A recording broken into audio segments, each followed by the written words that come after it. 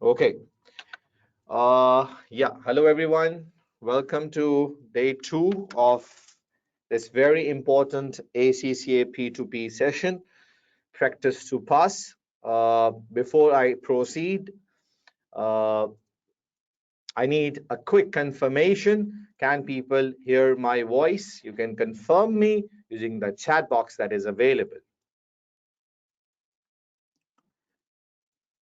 Okay, that's great. So you can see the screen. You can even hear me clearly, and my video is also clear to all of you, right?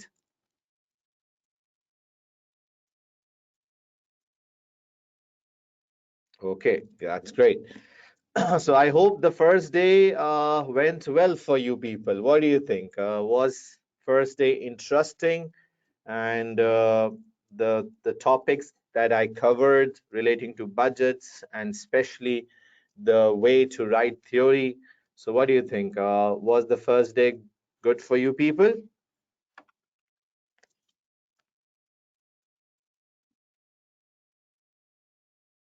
Okay, great. So those who missed out the first day, I think there is not an issue. You people can watch the recordings. The recordings are very much available now. So you can easily watch the recordings, okay? Uh, please call Hamza.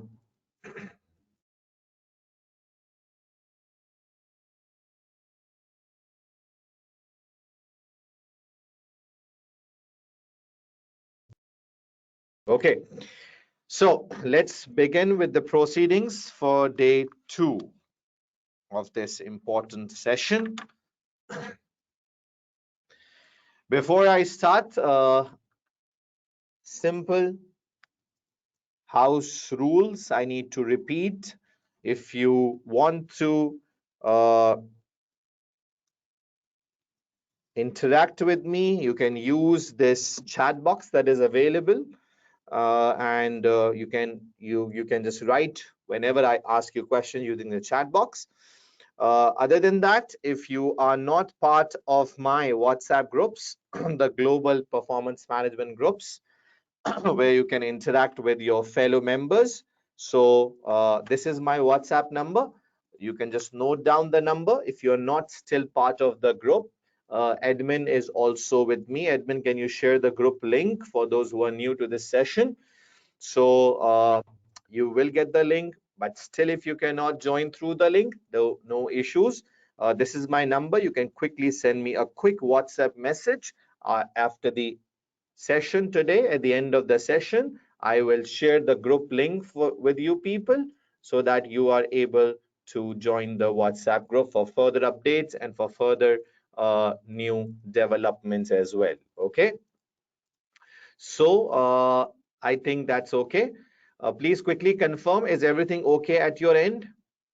Because I seeing some issues. Is the sound clear?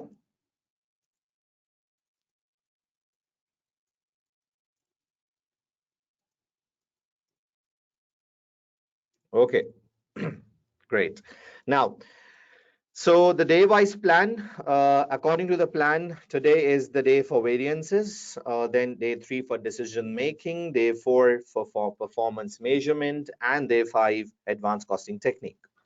A quick recap of the plan, the 2-week plan. You have to watch all the 5 days of the webinar. That is very compulsory. The $1 million plan for day 1 was shared on the WhatsApp group. There were certain links that I shared with you people, and those links were basically the one through which you gonna cover the things. Okay, whatever video links I've shared with you people, you covered those. If you do cover those along with the current webinar, you will have a very good coverage of your syllabus. So the mindset behind that $1 million plan is that you cover all those videos along with the current webinar. You will be very much prepared for the paper. Okay. Grand revision to be announced soon. I'll share the details in the WhatsApp group. I will share the index for the chapters that you have to read. and the slides are already available to you through the email. Mock, yeah, it's very important. I will remind you every day because mock is very important. So if you are interested in the paid mock based sessions, so do let me know to the WhatsApp group.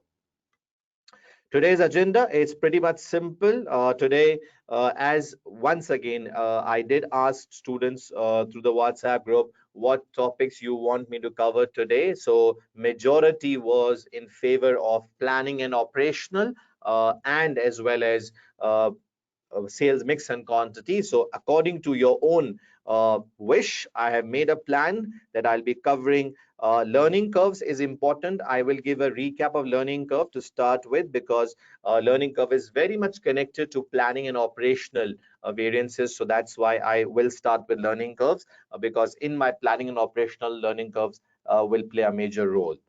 Uh, so then we'll move towards planning and operational variances, then sales mix and quantity, and it's all practice, practice, and practice day to day. So today we'll be doing lots of questions. So stay tuned, stay with me. At the last 10 minutes, we'll have a general question and answer session. So the simple rule is if you want to ask a question relating to that particular slide or the topic that I'm teaching, you can write in the chat box. And for all the other generalized questions, you hold your questions till the last 10 minutes. Okay. Yeah, it's very important to tell you the breaks because yesterday people were asking me about the breaks. So there are 2 breaks after every hour. 5-minute break will be there. Right. Happy?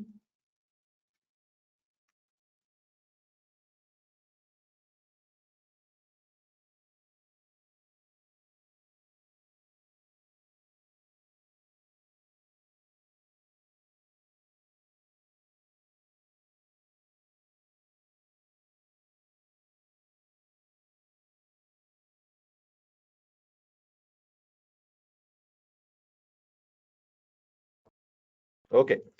Now, learning curves. A quick recap, okay? Because the rest all I'll solve through the question. Basically, the concept of learning curve is that when the labor performs the job for the first time, okay, because the labor doesn't have the experience and the knowledge, so the time that the labor takes is the highest time, okay? It's the highest time, but due to repetition of the same work, the labor gets more experience and knowledge, and because of that, the time reduces because of more learning, and the labor is able to perform the task much earlier. So the time goes down, and eventually a time comes where the learning process stops, where the labor becomes complete expert, and there is no reduction in time thereafter. Okay. So normally there are 2 techniques to basically work out the figures in case of learning curve. Though I would say 2 techniques through which you can work out the most important thing, that is y, which is cumulative average time. So one is the double approach and one is the log approach. In my $1,000,000 plan today, I have shared the detailed link of the videos where I've covered learning curves in previous webinars from scratch. So if you're still confused, you can watch those videos. But other than that, it's very simple. Both the approaches are useful. Both the approaches will give you the same answer. But the more popular one is the log approach, which is this formula. But let me tell you one thing. When there is one type of a question in which you have to work out the learning rate, okay? When learning rate is not given in the question and you have to work out the learning rate, so I recommend everybody, if you have to work out the learning rate, then in that case you use this double approach, okay? Then in that case you use double approach. Otherwise, in normal situation, you use log approach, okay? So let's see how things move on today. I'll try to cover up both, but let's see how things are done today. So yeah, for the detailed videos, I have mentioned that I did share today the $1,000,000 plan. You can just watch the videos from those previous links. But today I'll cover up certain things in which you will definitely see the learning curve will be used. So generally, we have to use log approach. But remember, when you are not given with the learning rate. There are certain OTs where you have to find out the learning rate. So in that case, it's best to use double approach. Okay, so you can see the formula double approach like this. That's okay. A quick one. There are certain limitations of learning curve as well. To just to cover up the theory, learning curve is applicable only in labor intensive environment. So any organization that uses machine, so learning curve will not be applicable there. Okay. Second, it is useful in stable conditions.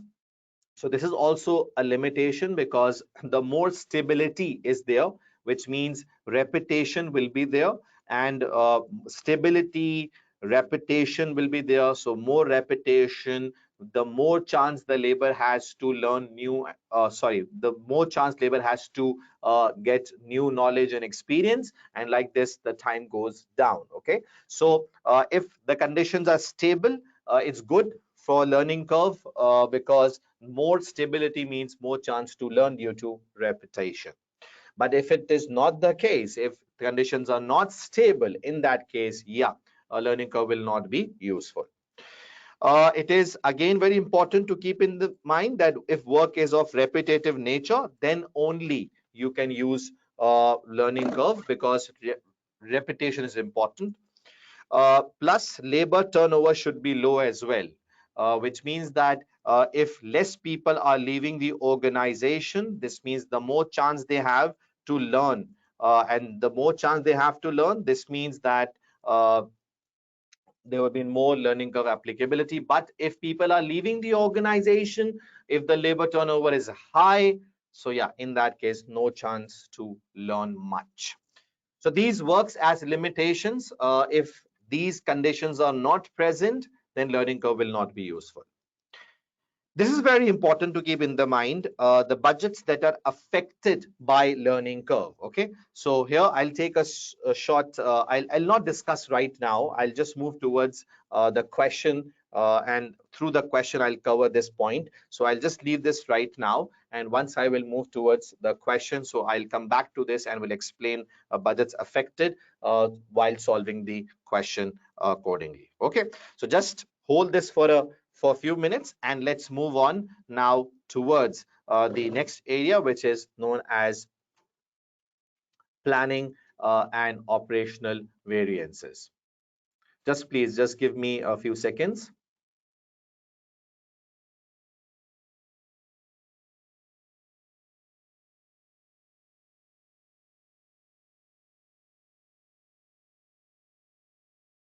Now, before I start with the variances, the core area, I would want to share the analysis with you people again, and this analysis definitely will help you a lot. As you can see here, from December 2007, these are the questions that have been tested for variances.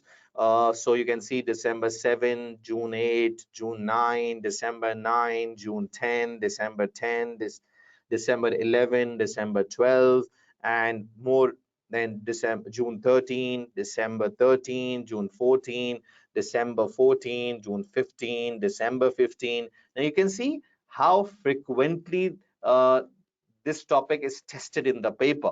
So June 16, you can see June 17, 18, until July 2020. So tested a lot, and a quick analysis will actually tell us that 18 times up till now, till July 2020, it has been tested. And if you look at the breakup, topic wise breakup, so general variances, which means variances that relates to F2 that used to come very early, not these days, 11% of the times, and then mix and yield has been tested 28%, sales mix and quantity 17%, and the most tested is planning and operational. Okay, so that's why it's the pick of the day. That's why many of you requested me as well to go with planning and operational. So that's why I selected planning and operational for today's session. Along with that, I've also selected mix and yield, just because in the previous webinar of March 21, I did cover mix and yield. So I'll share the $1 million plan for that. So you can cover that through previous session. And many of you requested me for sales mix and quantity. So that's why I'm starting with planning and operational, and then I'll move towards sales mix and quantity as per the requirement of all the audience that they shared with me through the WhatsApp groups. Okay, so and yeah, it's a right choice. I would say planning and operational has been tested a lot in the examination, so that makes a lot more sense to cover planning and operational in webinar. And my plan is to make this really easy for you people.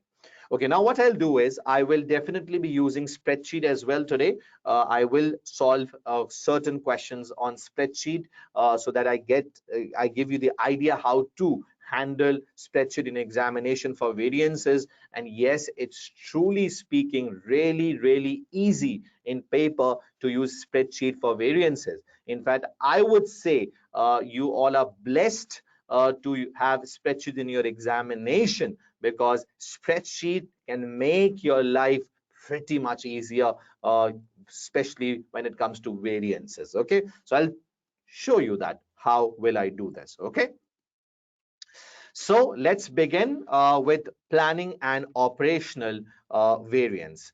Now, before I start, I just need to give a quick background, because I always believe that background is important. Many of you exactly don't know what is the basic concept behind planning and operational. So I will just take few minutes, not too much, to just give you the basic idea about what the thought process should be for planning and operational variances.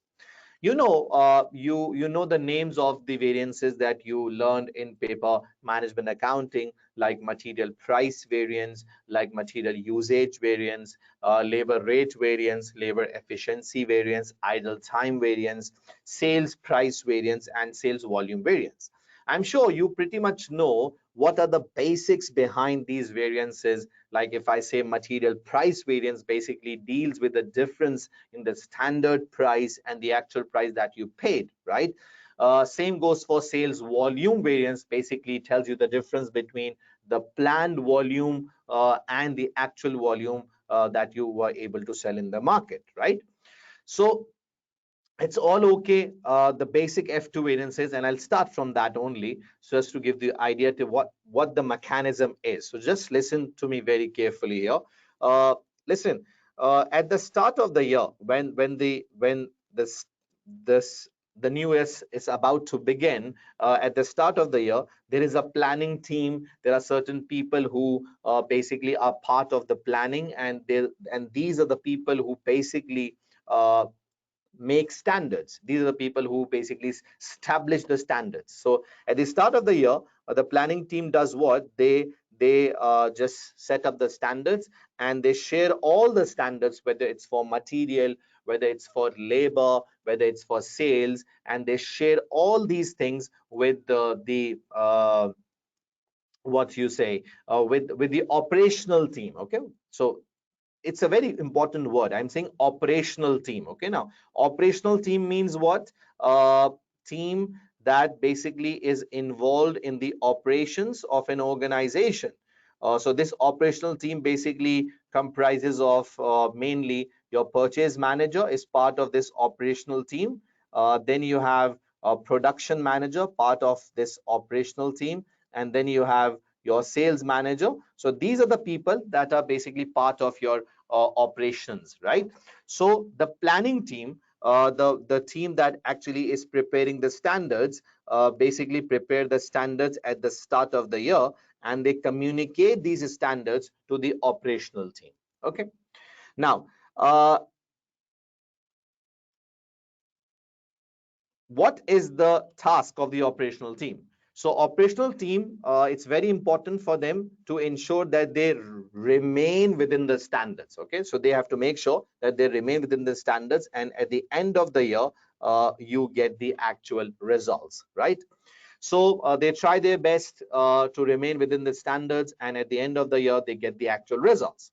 Now, what we do, we simply compare. So how do we calculate variance? The question is, how do we calculate variance? Okay, so we simply compare the standard and the actual, right? The standard and the actual. So we just compare the standard made at the start of the year, and we compare that with the actual results. So we get a difference, and that difference is known as variance, right? So it's a normal F2 concept. It's a normal management accounting concept that you work out the variance, which is basically the difference between the standard and the actual, right? Now, just in case, for example, you found out variances for the sales manager, basically that results in sales price and volume. For production manager, material price and material usage variance, and like this. Sorry, for purchase manager, material price, and for production manager, material usage and labor efficiency, and all these, right? So for example, if you are one of the managers, maybe you are a purchase manager or a production or a sales manager, and your variance basically is adverse variance. And remember, you are getting bonuses on the base of variances. Okay, on the basis of variances, you get the bonus, which means your performance is actually being assessed on the basis of variances, right? So if your variance is favorable, you get a bonus. If your variance is adverse, you will not get a bonus. Now, just in case if your variance came out to be adverse, right? This means you are in a position to lose the bonus. That's a fact, right? You will lose the bonus. So you're very disappointed and you don't know what to do, and you're very confused, and you're asking yourself where I went wrong, what I did wrong. I worked really hard and blah blah blah blah. Now, the variance is adverse, and you just think and tell me, later on, it was found that once the variance is there, okay, it's adverse variance, and you were very much, upset, and you ask the planning team, or you ask certain people, come on, just let's investigate why this came out to be adverse, okay? And you all started the investigation, and you found out that the reason for this variance getting adverse is that the standard that was made at the start of the year, there was some error in the standard. The standard was not correct. The standard was a bit wrong standard. Okay. So now, yes, it was proved that the standard was not appropriate. The standard was not correct, and there was a flaw in the standard. Now, I'm asking you people, I need a quick answer from you people. If you are the operational manager there, maybe you are a purchase manager or a production manager or a sales manager, you tell me, do you want your performance to be assessed on this adverse variance, which actually came out because of the wrong standard? Come on, let me quickly look at your responses. So your responses clearly shows that no, you will never want to be assessed on the basis of wrong standards, which means you will never want to be assessed on the basis of that standard which is not appropriate, because that will not show your real performance, right? So that's okay. So that is why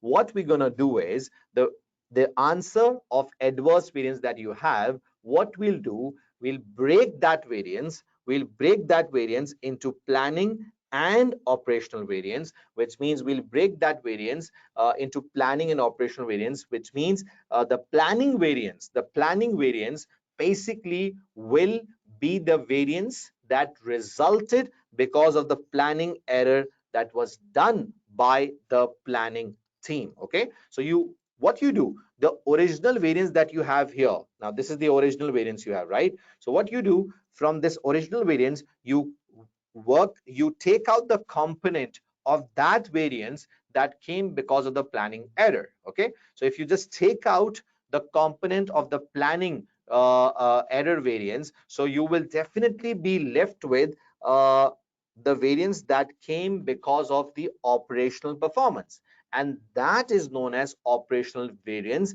because this variance genuinely resulted because of the efforts of the operational team. So this basically indicates the real genuine performance of the operational team, which is your purchase manager, production manager, and your sales manager. Okay.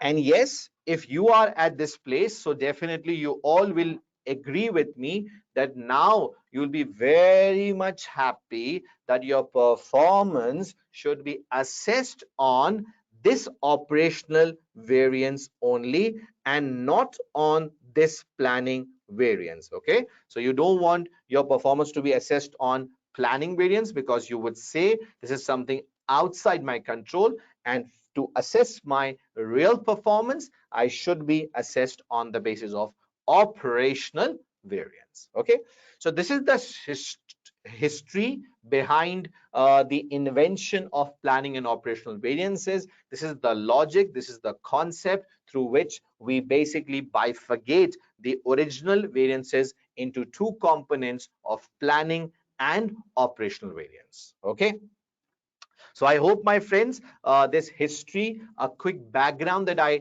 just gave you people, is pretty much clear and will set the right mindset for you people for planning and operational. So what is your quick feedback? Is it interesting and clear to all of you? A quick response will be really nice right now.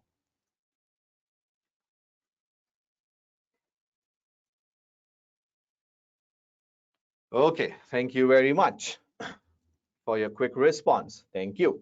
So yeah, so now it's clear that yes, this is the logic behind just breaking this planning and operational into two parts, and every operational manager will want to be assessed on the basis of operational variance and not on the basis of planning, because planning is something which is outside their control, right?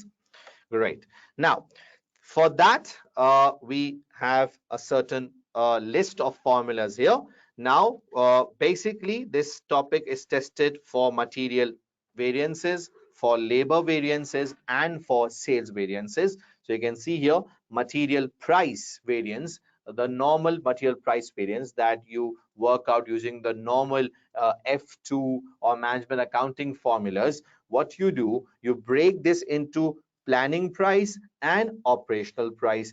Exactly the similar concept that I discussed here will now be applicable with all the variances. Okay, so the concept that I just developed in front of you people, so for every variance you will break that into planning and operational, but only in that case where there is a planning error, which means if the planning error exists in price, okay, material price, so you will bifurcate that into price planning and price operational. Same goes for if the error is existed in quantity, that is kg, if standard of kg is not appropriate, so you will bifurcate that usage into planning usage and operational usage, right? So it's very simple idea.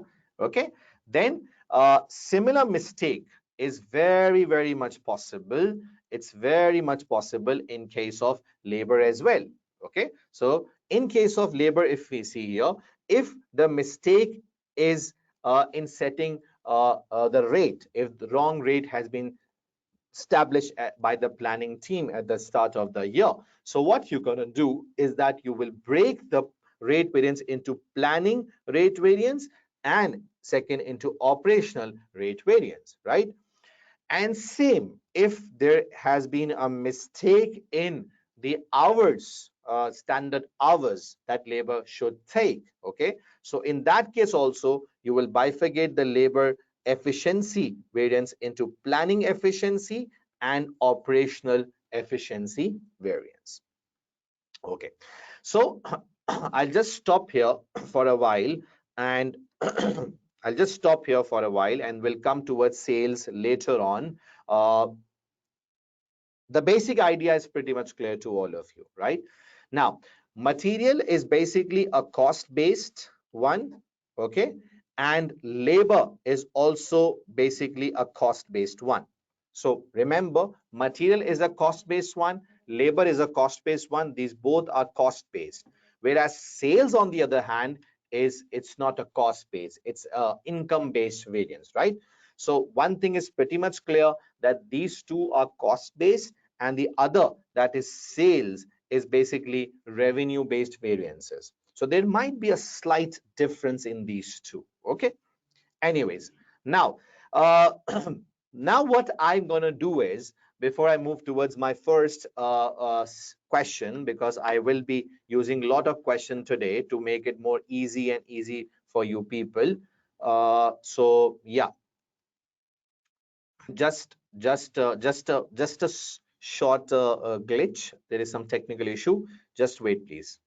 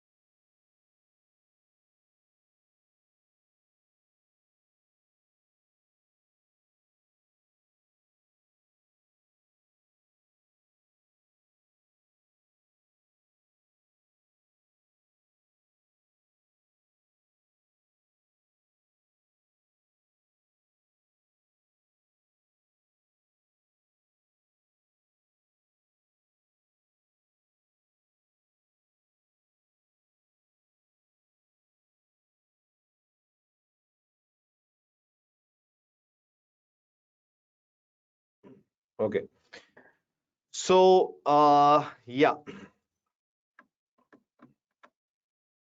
So now, before I start with the question, I just want to make it very simple for you people, so that you do understand the technique, the $1 million technique that I just want to tell you people right now.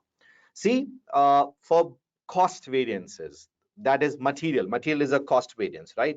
And for labor, labor is also a cost variance. So for cost variances, I'm telling you a very good, quick shortcut. And through this shortcut, you can easily work out planning and operational variances. So just first, very calmly listen what I'm doing. Maybe you don't understand initially, but once I will solve a question, that will automatically be very much clear to you people. Okay. So first of all, let me just quickly tell you, uh, starting from this planning and operational area. If I start with first, let's suppose labor rate, operational. Okay, operational. Now, operational is what? You know that managers, as I just made the background initially, that managers are willing that their performance should be assessed on the basis of operational variances and not on the basis of planning variances, right? So remember, whenever you are calculating the operational variances, it's basically very simple. Revised is compared with actual. Okay, so revised standard rate minus actual rate into actual hours. So basically what I said is that this is basically R versus A. So operational variance that you work out, whether that is for material or whether that is for labor, is basically what? Come on, it's what you need to learn. It's R versus A. It's revised standard versus actual standard. Okay, it's revised standard versus actual standard, and this is basically R versus A. Are you getting the point? So R versus A is revised versus actual. Okay, you can even check this for labor efficiency operational as well. So this is your labor efficiency, and you can see here it's revised standard hours allowed minus actual hours. Okay, I do assume at this point that you actually know the basic formulas of the variances, right? The basic F2 management accounting formulas I'm talking about. So I'm sure you know that those ones. So that's why I'm directly telling you the shortcut, the mnemonics to use here. So you can see here it's revised versus actual. It's R versus A. That's fine. Now the similar thing will be for material as well, because both are cost based. Now coming towards the planning one. So please just listen, stay calm, okay? Stay calm and listen what I'm doing here. Now coming towards planning. So for planning, what you are supposed to do? In planning, basically, you are comparing two standards. One, that was the original one that the planning team established earlier. And second is the revised one, which means the standard that should have been, okay? So what you do, you compare the two standards together. That is, you're comparing a standard, which is the original one, O, okay, and the revised one, which is R. So I would say this is O versus R, right? O versus R. So when it comes to planning variances, it's a comparison between original versus revised. Original versus revised. Okay. And when it comes to planning efficiency variance, so again, it's the same thing. It's the original standard hours allowed minus revised standard hours allowed. So it's O versus R. So you can quickly look here, things that I'm highlighting here in front of you. It's basically giving you a very good shortcut. And the shortcut is, whenever you are calculating planning variances for cost, let me write here, planning variances for cost. So the mnemonic or the shortcut is O versus R. Original versus revised. Original standard versus revised standard. It's a fight between the two standards. It's a fight between the two standards. Okay, can you keep this in your mind? And when it comes to operational variance, okay, when it comes to operational variance, so basically it's a fight between revised and actual.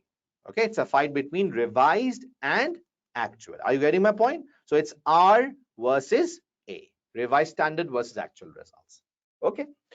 And I've already made this very much clear that operational team real performance will only be assessed on the basis of operational variances. Is my sound clear to all of you? Can people hear me? Okay, that's good. Okay. So guys, let's sum up what we have covered up till now. Operational team performance should only be assessed on operational variances. Operational variances for cost are worked out using a very simple shortcut, revised standard versus actual results.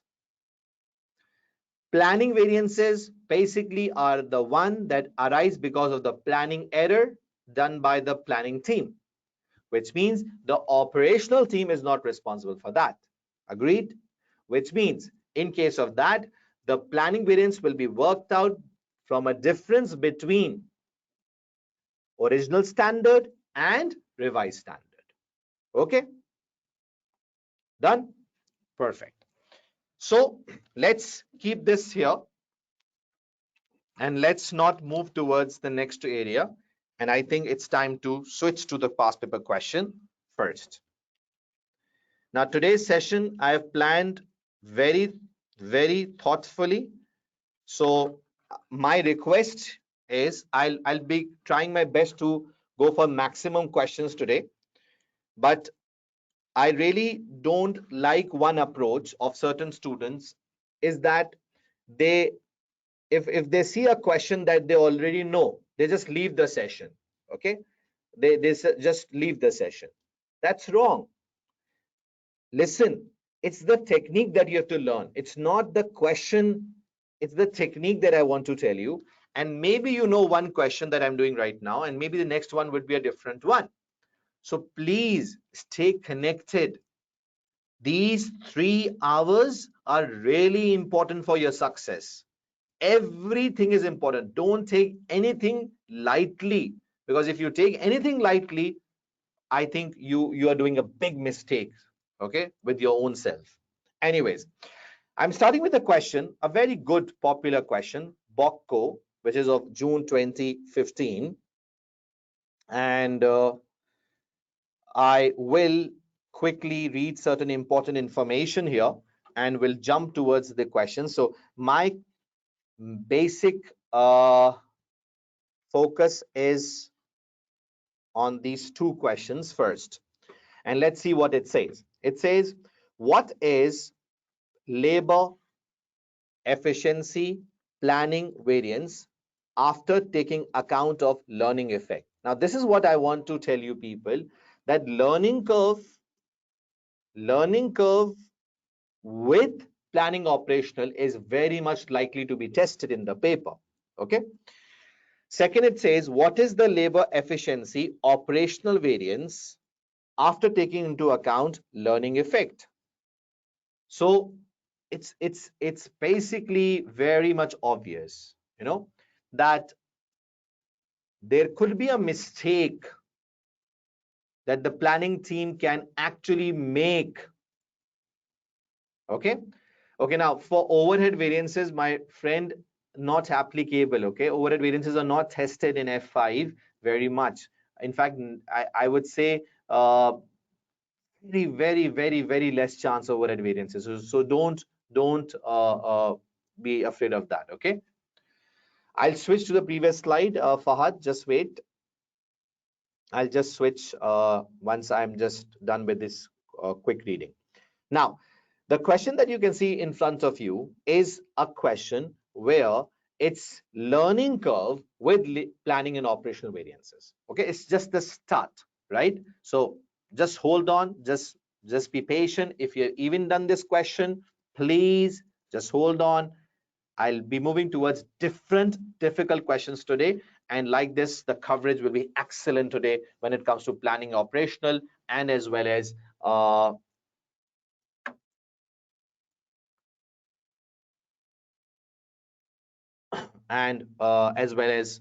the sales mix and quantity. So let's see what further we have here. Okay, now I'll read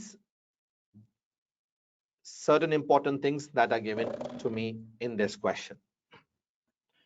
Bock company is manufacturing company. Let's highlight it. It has a small permanent workforce.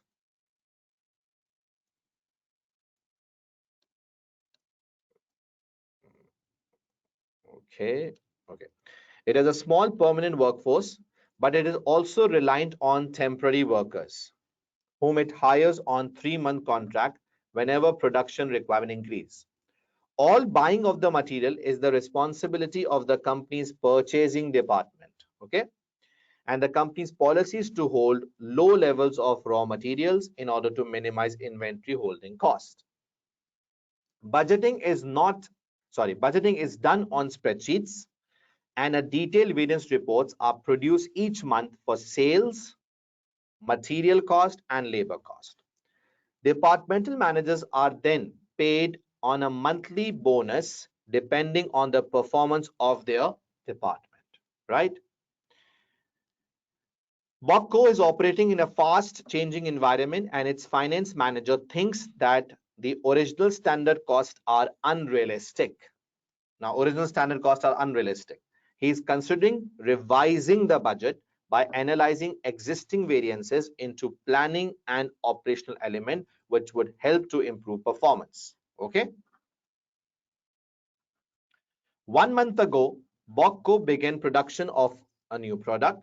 The standard cost, now this is important, okay, just note down. The standard cost for one unit was drawn up to include the cost of 84. Okay, so the cost for one unit is 84, which is based on 7 hours of labor at 12 per hour. So it's very simple. I would say that this is my original cost card. Now remember everybody, whenever you are solving a section C question or a section B question of planning and operational, listen what I'm saying. Listen what I'm saying. The $1,000,000 technique is, just note it down please somewhere. The $1,000,000 technique is, whenever you are solving a section A question or a section B question, the $1,000,000 technique is that you find out while reading, you find out the original cost card first, and that is 7 hours into 12 per hour makes 84. Okay, so you figure out the original cost card and as well as figure out the revised cost card. Two things you have to figure out: the original cost card and the revised cost card. Just note it down. This is my best tip to you people. Whenever you are solving planning and operational questions, just note it down. You quickly figure out two things: the original cost card and the revised cost card. Are you getting the point? Okay, so this is the original one. That's fine. Now let's move on. Actual output of the product during first month of production was 460 units. So this is your actual units, right? 460 are your actual units. And the actual time taken to manufacture the product totaled 1860 hours. Okay, so this is the actual time at a cost of 26,040. So for 840, sorry, I beg your pardon, for 460 units, the actual hours are 1860. That's fine. Now, please just find out the planning error. This is the crucial thing. The $1,000,000 point is you need to find out the planning error. Okay, and you all know the operational manager, whether it's production, whether it's your sales manager, or whether it's your purchase manager, the operational team will not accept planning error. Okay, so wherever you find the planning error, remember, just revise the standard. Okay, and what is a planning error? It's a good question. What exactly is a planning error? Planning error basically means error that arises due to any factor which is not in the control of the operational team. Okay, so planning error is any error which basically arises due to a factor which is not under the control of the operational team. Okay, so whenever you are reading the scenario, try to find out, listen, try to find out anything which is not in your control, anything which is not in the control of the production manager. So if something like inflation is not in the control of the production manager or the operational team, maybe a request done by the customer is something outside the control of the operational team. Okay, wrong market planning done by the planning team is something outside the control of the operational team. So once you find out anything which is not in your control, which means you will not be held responsible for that, and for that particular thing which is outside the control of the operational team, let me repeat it, anything which is outside the control of the operational team, for that you need to revise the standard. Okay, you need to revise the standard, right? So let's find out anything that happened here. After being presented with some initial variance calculations, the original variances, the production manager has realized that the standard time per unit of 7 hours was the time taken to produce the first unit. Okay, and a learning rate of 90 should have been anticipated for the first 1,000 units of production. Okay, now what do you think? The time that they took was for the first unit, and this is the time that they took every time, right? But they failed to incorporate what? The learning curve. They failed to incorporate the learning curve. right? The production manager has consequently been criticized by other departmental managers who have said that he has no idea of all problem this, the failure to anticipate learning curve has caused. Now, what do you think? What do you think? If you are not considering the learning curve impact, your standard will be the right one or will not be the right one? Come on, can you reply me quickly? The standard will be right or wrong? And what do you think? It is important to revise the standard now? If the standard is wrong, so you cannot assess the real performance. And if you cannot assess the real performance, you need to revise the standard. Okay? So you need to revise the standard for sure. Agreed? So yes, revision should be made for the standard. Revision should be made for the standard. Agreed, guys? Yeah. So I need to revise the standard. Okay? That's fine. Bock company uses cost plus pricing to set selling prices for its product. Once initial cost card has been drawn up, prices are then reviewed on a quarterly basis. Now I need to revise the standard because the standard that we just saw is not incorporating the learning curve impact, which means I need to now work out the revised standard. So now what I'm going to do is, remember, I have here the units. So units are 460, okay? And the actual time for 460 units is 1860 hours. So my calculation for the revised standard should be based on 460 units. Okay, it should be based on actual 460 units. Is that clear to everybody? So yeah, it should be based on 460 actual units. So what I'm going to do is I'm going to apply the log formula here, the log formula that I just showed you earlier. This is the log formula. Yeah, this one. Y is equals to ax to the power b. So I'll be using this log formula to work out this. So let me just do it in front of you here. Yeah. Now it's very simple. I need to work out the time for 460 actual units, right? So the cumulative units formula is y is equals to ax. A is what? A is what? A is basically the time for the first unit. Okay, so the first unit time is how much? Let me quickly check. Question. It's 7 hours, right? It's 7 hours. Okay, so 7 hours is the time for the first unit. That is A. Multiply this with X. What is X? The number of units for which you need to work out the time. So cumulative number of units for you to work out the time is 460. As you can see in the question, the units are 460. Okay. Power. Okay. Power B. What is B? I'm sure you know. It's log learning rate. And what is the learning rate? So the learning rate is 90% divided by log 2. Okay.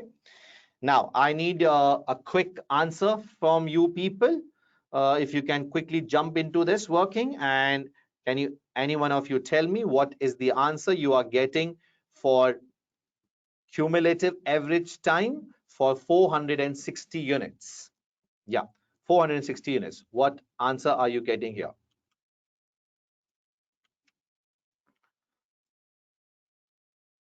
Yes, please. The per unit answer I'm talking about. Okay.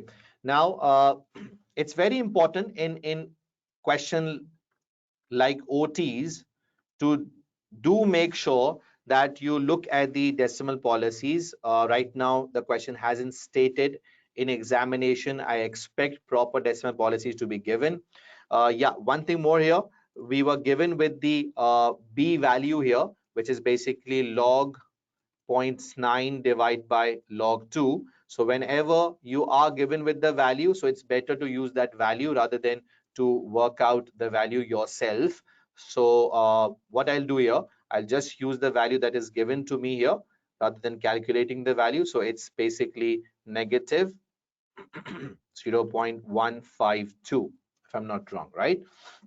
So what is the answer of average are you getting? So people have mentioned here, it's 2.756. Now, to be on safe side, I would say at least take 3 decimal places for cumulative average. Now, this is what is Y actually? Y is basically cumulative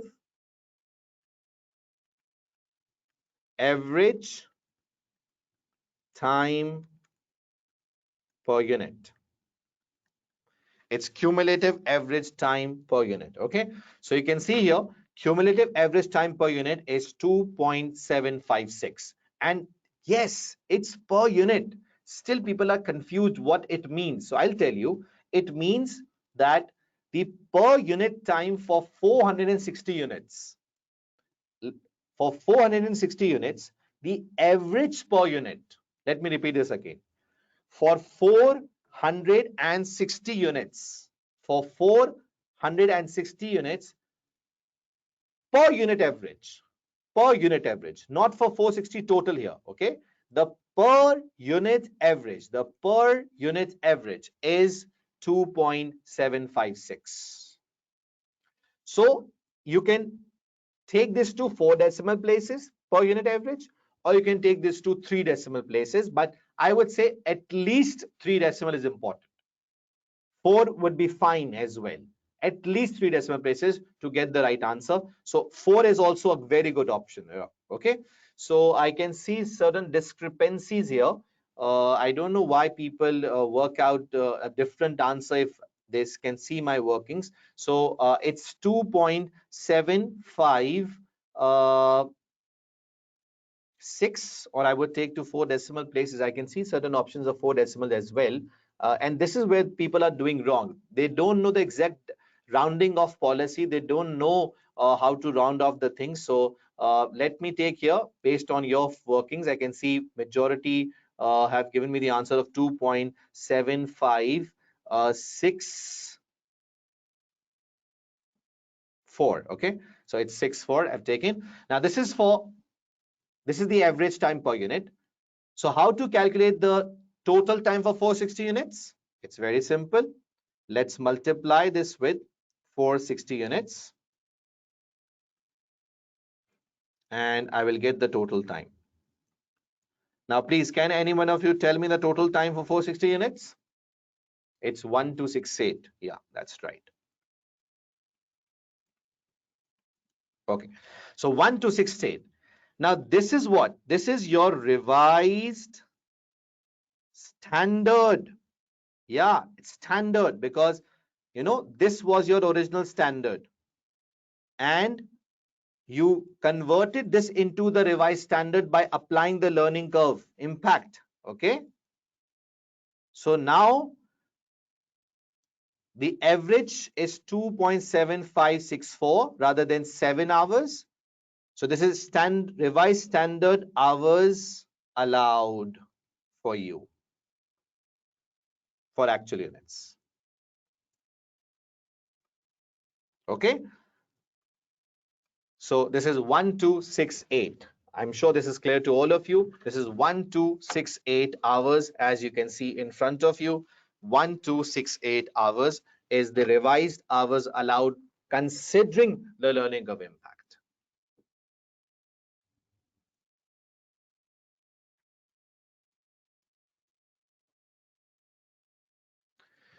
Okay, if you missed out, so don't worry. You can watch the recordings later on.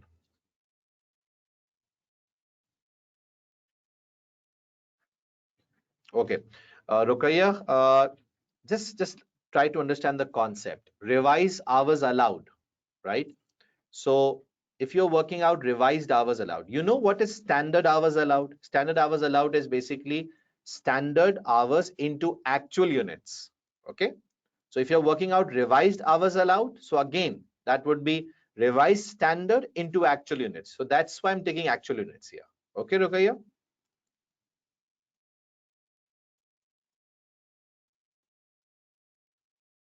Okay, now let's not fight in for small decimal issues right now. Okay, let's not fight. Let's move on. It's 1268. That's fine. Okay, so don't be worried about it. The only thing I need to tell you for learning curve is at least take 3 decimal places, or 4 decimal place is a good option. So 4 decimal place for cumulative average time calculation only, right? So 4 decimal place is important. So that's it. 1268 hours done. Now I have the revised hours allowed of 1268 hours, and now I am here. So let's find out the answer. Now the original standard was for per unit, which is 7 hours into 12 per hour, right? So let's do the working. And what I'll do is and I've also worked out the revised hours. So that is 1268. So just remember revised hours of 1268, and I want to jump towards the formulas now.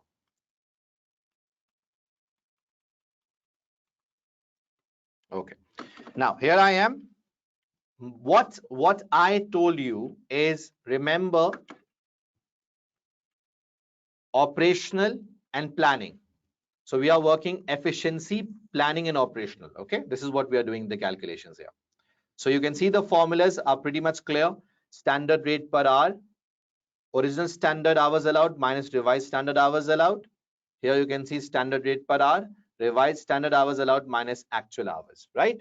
So if I solve through my shortcut, so if I start with labor operational here, so I know one thing. If you don't want to remember the formulas, you know one thing, it's revised versus actual. Okay. And planning is what? Original versus revised, right? So let's move on. Now, remember the entire calculation is being done for 460 units. Okay. These are your actual units, 460 units. So the actual hours, how much were the actual hours for 460 units? It was very clearly given in the question. If I can quickly tell you again, yeah, it's 1860. See, 1860. Fine. Okay. 1860. How much is the revised hours? 1268. We just work out using the learning of impact, right? Into the standard rate per hour, which is 12. Okay. And here you have the answer. So revised hours allowed minus actual hours into standard rate will give you the answer. And can anyone of you confirm me what is the answer? Yes, please. It's 7140. Okay. 7140, and this 7104. And is it favorable or adverse? So it's adverse because actual is more than the revised standard. Actual is more than the revised standard. Okay. So actual is more than the revised standard. I think that's okay, and there is no issue in this as well.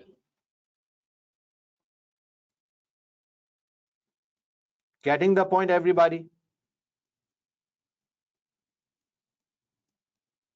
Okay. So 7104, answer of this is how much? It's C, right? It's C. A means adverse here.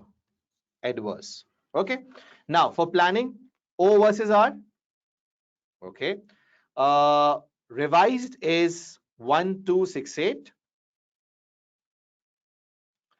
Rate per hour remains at 12, and I need original. So how do I work out original hours allowed?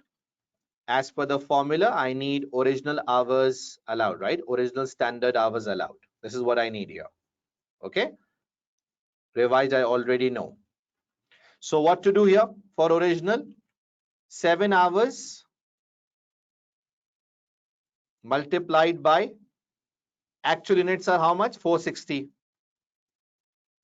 I'm sure you know this, that whenever you take anything as revised hours allowed or original hours allowed, the units are actual always, right? So 7 hours into 460 is what is the answer? 460 into 7. Okay. So I hope this is clear. This is 3220.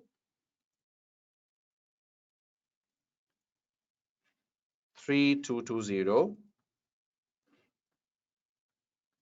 minus 1268 into 12, and the answer is how much? Can anyone tell me the answer, please? Okay, so it's 23,424 D. And is it favorable or adverse? Now this is important. Normally students do get confused when it comes to planning and operational sorry, people do get confused when it comes to planning variances, favorable and adverse. Okay, so let me tell you. Listen, if I give you the option that whether you trust revised standard or the original standard, so what will be your answer? You trust revised or original standard? So I'm sure your answer will be that we trust revised standard because revised is more realistic, right? Oh, how can you trust original? It's wrong. Okay, you trust revised standard because revised is more realistic. So if you trust revised standard and if it is more realistic, so according to revised standard, the hours should be 1268 and original says the hours should be 13220. So if you trust revised standard, because revised is realistic, so revised standard hours are less, and less hours mean less cost, and less cost means it's a favorable variance. Less hours, less cost, favorable, right? So the answer is a favorable variance. So whenever you are judging favorable adverse from planning variance perspective, just listen to these keywords. And what are those keywords? The keywords are, just think whether you think revise is more realistic than original. So your answer would be always revise is more realistic. And if revise is more realistic, that's okay. If revise is more realistic, so just look here. If revised hours are less than the original, so it's good for the business as the cost will be less. And if cost is less, it's favorable. Okay. So this is how we judge always favorable and adverse for planning variance. So I hope this is clear to all of you and this is clear. Okay. So see, this is working for you. O versus R versus A. And this remains same for material as well as labor, and your answers are clear. So you can see here O versus R versus A. Getting the point, everyone? Clear? Okay. Difference between IVA rate variance is a one that deals with the rate per hour of the labor. That is you can see here this 12. This is rate. Okay. And efficiency variance relates to the hours, how quickly you should have produced the product. So I can say rate variance will say difference between the actual rate that you paid and the standard rate, and efficiency variance basically deals with how many hours you should take compared to how many hours you did take. Okay, great. So I think this is clear. Guys, what's your feedback up till now? Things going good? Yes or no?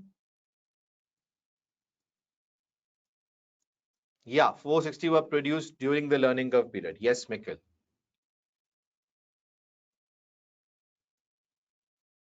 I'll try to do that, Fahad. Okay, great. So let's take a break as I did tell you initially, I will be taking a 5-minute break. So it's 9:41 here. Uh, and we have a break till 9:45. So let's take a quick break and see you after the break. Don't go. It's very important till the end of the session.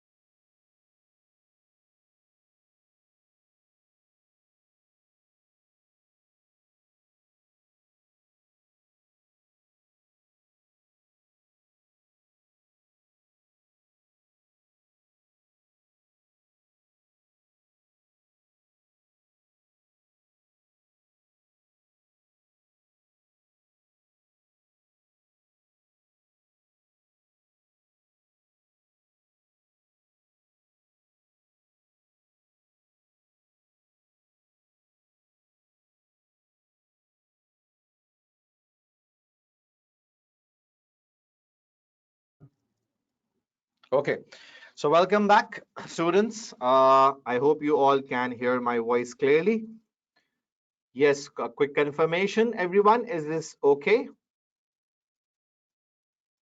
Okay, great. Okay, let me take a few questions. Arvind, yeah. Revise is more reliable than original. Obviously, revise is the better standard. Okay, that's why you went for revise, right?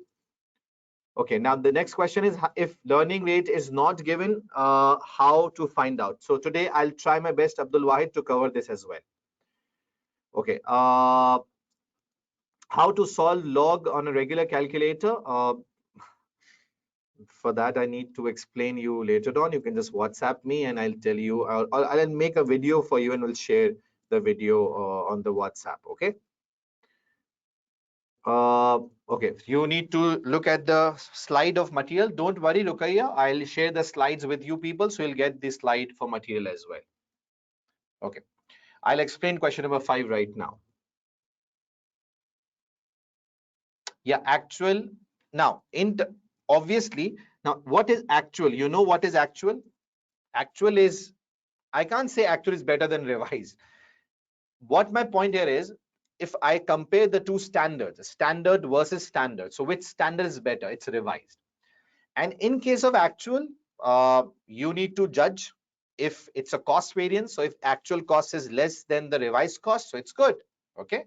So in terms of comparison with actual, it's the normal mindset that we have. But when comparing planning variances or finding out favorable and adverse for planning, so in that situation, you look at the standards. It's revised standard or original standard, which is the better one. So it's a common sense that revise is a better standard. That's why you went for revise. Okay.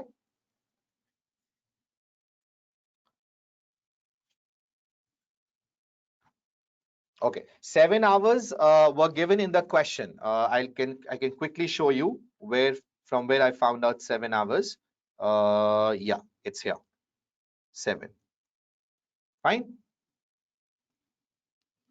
Okay, Fahad, I will try to cover up interrelationship between variances. Just wait, because there are so many things, So let me just focus on one area and just wait, just be patient. Just see what all I'll cover today, okay? Okay. Again, irrelevant questions coming up. I did mention earlier, just ask questions relating to the slide right now and just hold on for all the other questions till the end of the session. Anyways, now that's done. That's okay. Now, question number 5 is very important that I did want to solve here. So just listen to me very carefully. Planning and operation is not finished yet. What I'm doing, you'll get to know till the end of the session, how I planned the today's session. So it's a smart planning that I've done. Now, question 5. Which one of the following statements about production managers' failure to anticipate learning effect is true? Okay. It's a very good OT. So just listen carefully. Which one of the following about production managers' failure to anticipate learning effect is true? Number 1, there will be no unnecessary extra labor cost. Second, the selling price of the company's product would have been set too low. Adverse material price variance would have arisen. The sales manager's bonus would have still be guaranteed in spite of production manager's failure to anticipate the learning effect. Now, what you have to figure out here is to figure out that out of the 4 statement, which statement is correct, okay, and correct in terms of what?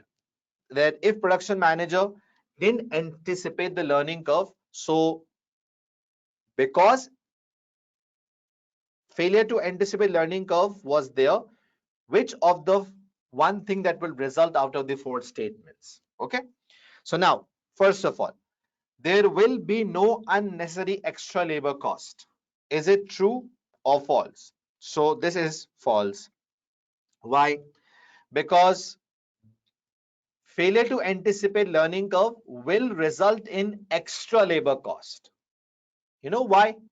Because if you are not anticipating learning curve, which means as the labor starts production, so time gradually goes down, down, and down, which means labor will be able to produce more number of units than what was planned, because labor is not taking 7 hours as it took for the first unit. The second unit will take less hours than 7. The third will take much less hours. And because less hours are being taken to produce the units, this means more units will be produced by the labor, resulting in more labor cost. Okay, so it says no unnecessary extra labor cost will arise. That's false, because unnecessary labor cost will arise, right? So that's wrong. Second, the selling price of the company's product would have been set too low is wrong, because the selling price will not be too low. Selling price would be too high. You know why? As you can see here, they are using cost plus pricing, if I'm not wrong. See, they are using cost plus pricing, which means they work out the cost and on the basis of that they set the price. So if you do not incorporate learning curve, which means you are pricing the product based on 7 hours, and in actual the labor is not taking 7 hours. It's less than 7 hours every time the labor is producing the units, because of the learning curve impact, right? So 7 hours is the standard that you just used, and based on 7 hours you worked out your what you say your cost and your selling price. So based on 7 hours, as the hours are high, the cost will be high, the price will be high. So it's wrong to say that the price would be low. Great, done. Okay, I'll jump to D first. The sales manager's bonus would still be guaranteed in spite of production manager's failure to anticipate the learning curve. Okay, now would you think that that would be the case? No, that's wrong as well. That's wrong as well, because if production manager fail to anticipate the what you say fail to anticipate the learning curve, which means as the time reduced every time the labor was producing the units, so labor was producing by taking less time, and like this more units were produced. And if more units were produced, which means the sales manager will not be able to sell the unplanned units. Okay, unplanned units. And if the the sales manager is not being able to sell the unplanned units, which means that sales manager will not be meeting the targets. Okay, and the bonus of sales manager would still not be guaranteed. So that's wrong, because more units will be produced than the anticipation, which means the sales manager will not be able to sell all the number of units, and in that case there is a chance that the bonus of sales manager will not be there. So that's wrong. Okay, what is the right answer? The right answer is, everybody would go for D, because they were not able to understand C. So they said, okay, D is the last option. That's wrong. D is not an option, because more units will be produced, which means the sales manager will not be able to sell all the number of units, because those were unplanned units that were produced, right? So no bonus of the sales manager. The answer is C, which for people is the least likely answer. But this is the answer, and let me tell you why. Now listen what I'll do. I'll go back to my slides and see how will I explain you this. Yeah, budgets affected by learning curve. See what I'm doing. Listen, learning curve is a very important phenomena to consider. If you ignore the impact of learning curve, then you're missing a lot of things. Lot of things, to be honest. Listen, learning curve, if you fail to incorporate the impact of learning curve, which means it will affect lot of areas. It will affect lot of budgets. For example, if I explain like this, that learning curve means what? The time of the labor will go down. Okay. If the time of the labor goes down, this means more units will be produced, which means if more units produced, so labor budget gets affected, obviously, because if labor is being able to produce more units, so labor will take in total more hours, and more hour means labor budget gets affected. Now, just listen very carefully what I'm saying. Just right now, just think, if we do consider learning curve, so what happens? Just think like this. If we do consider learning curve, so what happens? If you do consider learning curve, so it affects your labor budget, because more units will be produced by the labor, so labor budget gets affected. More hours in total and more payment. Second, overhead budget gets affected as well. How? If you are absorbing overheads on the basis of labor hours, if you're absorbing on the overheads on the basis of labor hours, which means because of learning effect, labor hours will also change. Okay, and if labor hour changes, the overhead will change. So overhead budget gets affected by that as well, because if overheads are absorbed on the basis of labor hours, so a change in labor hours will affect the overheads as well. Getting the point? Second, done. Third, production budget gets affected. Yes, failure to anticipate, sorry, not failure, it's not the right word I'm using right now. If you consider learning curve, so just imagine, as the time per unit is reducing, so labor is able to produce more number of units, and more number of unit means your production budget gets affected. Your production budget gets affected because more number of units will be produced. Okay. If more units are produced, you need more material, which means your material usage budget gets affected. There is a requirement for more material now. So material usage budgets gets affected. Okay. And if your usage gets affected, so you need to buy more material, right? And if you need to buy more material, your material purchase budget gets affected. See, such a huge impact of learning curve. So learning curve is having an impact on labor, obviously, overhead, if overheads are absorbed on the basis of labor hours. Okay. It will have an impact on production budget. Obviously, more units will be produced because the time per unit is going down. So labor can produce more number of units now within the same time. If more units will be produced, so more usage of material, usage budget gets affected. If more material is required, more you need to purchase budget gets affected.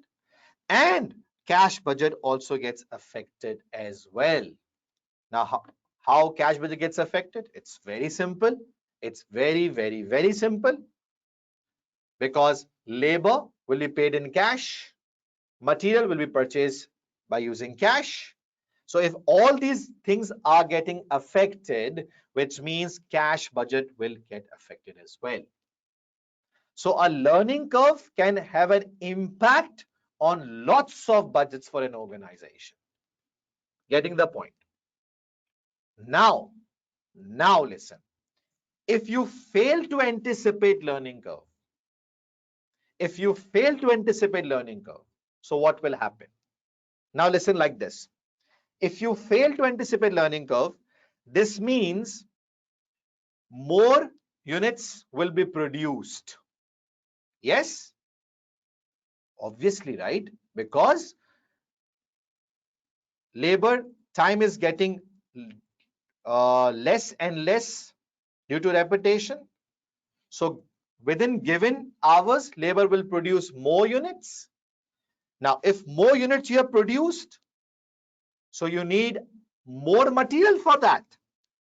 You need more material for that, material usage. Okay. And if you need more material, so you need to purchase more material. And if you purchase more material on a sudden basis, because this was never planned, because you never considered the learning curve impact, because you ignored the learning curve impact. So you need to purchase material on a haphazard basis. You need to purchase material on an urgent basis because your labor wants to move on the production. So in that case, you will purchase the material at a higher price, and higher price means adverse material price variance. Wow, adverse material price variance. Are you getting the point? So not anticipating learning curve can have an impact on your production units, can have an impact on your usage of the material. You need more material, can have an impact on your purchase of the material, and you need to buy sudden material, and you might buy on an urgent basis at a higher price, resulting in adverse material price variance. See, huge impact of learning curve on different types of variances. Getting the point, everybody? Point D, I did mention, is not the answer because sales manager will even not be guaranteed the bonus. Okay, just because more units will be produced, so sales manager will not be able to sell more number of units suddenly and will not be able to meet the targets, and in that case will not get the bonus. So guys, is my explanation clear? Come on, a quick feedback, yes or no, so that I may move on. Understood? Was this technical or not? Happy? Come on, your feedback is, it's like a fuel for me. It's like a fuel for me to motivate myself. Okay. Rebecca, 460 units I did use just because 460 units were the actual units. Okay, so I need to work out variance on the basis of actual units. So 1000 was not relevant, 460 was important, first 460 units. Okay. Okay, I hope this is clear to all of you.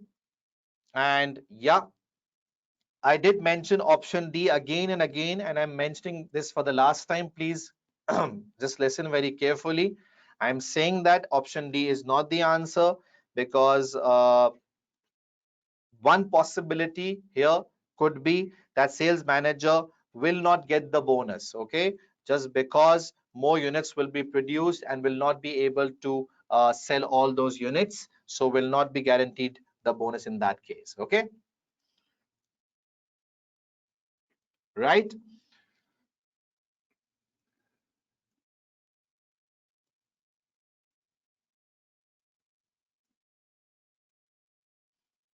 Okay, yeah, Mikkel, you're right.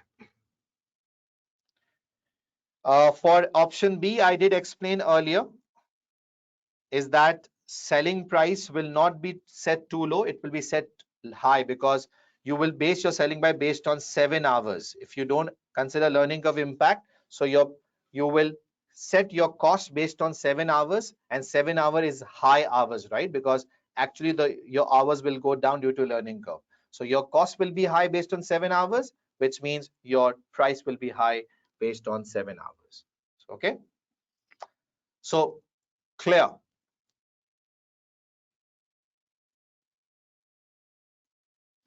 Umair Khalid, this is one of the possibilities because units produced will be more. This is what my point is. Okay, units produced would be more here.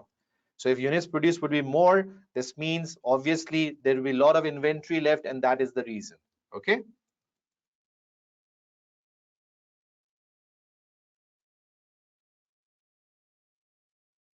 Yeah, Arvind, you're right. So I hope this is clear to all of you friends. So because you didn't anticipate the learning curve impact that could result in adverse material price variance, and I did tell you the reason for that, and the reason was pretty much clear, that it's very simple, and that is you need to keep this in your mind, that price may variance may go adverse because you need to buy material urgently, and if you do that, obviously you will need to pay more for that, and this was all because you never had this in your mind that you need to purchase more material because more units were produced because of lack of learning curve anticipation. Okay. So then with this one, these three were very important one. The rest two OTs are not that much difficult. So I think you can manage the remaining two. I hope this is clear to all of you. Now we'll take up the questions at the end of the session if you have left with any questions here. So yeah, this is clear to all of you now. Now going back to the slide, and here I am. So I did mention here for material price or material usage, if you go for material price and usage planning and operational, in that case, it's simple O versus R versus A. Whether it's labor, it's simple O versus R versus A. That's fine. Okay. Now coming towards sales variances, planning operational sales variances. Be with me, everybody, because I'm jumping towards the next question now. So if I say sales variances, sales price and sales volume contribution. Now you all know that cost and sales are inverse to each other. Agreed? If cost goes up, that's adverse. Whereas if sales goes up, that's favorable. Agreed? Vice versa. If cost goes down, that's favorable. Whereas if sales goes down, that's adverse. Agreed? Right? So it's the opposite way around. So because it's the opposite way around, that's why the rule will change. And what the change will be? O versus R now will become R versus O. Make sense? Make sense? Make sense? Right? And R versus A will now become A versus R. Make sense? Make sense? Yes or no? It makes a lot of sense. It makes a lot of sense, right? So R versus O and A versus R in case of sales. Come on. Do you agree with me? Say yes or no, everybody. So yes, it makes a lot of sense. So the rules will change now because it's sales. So you can see here, revised selling price versus original selling price.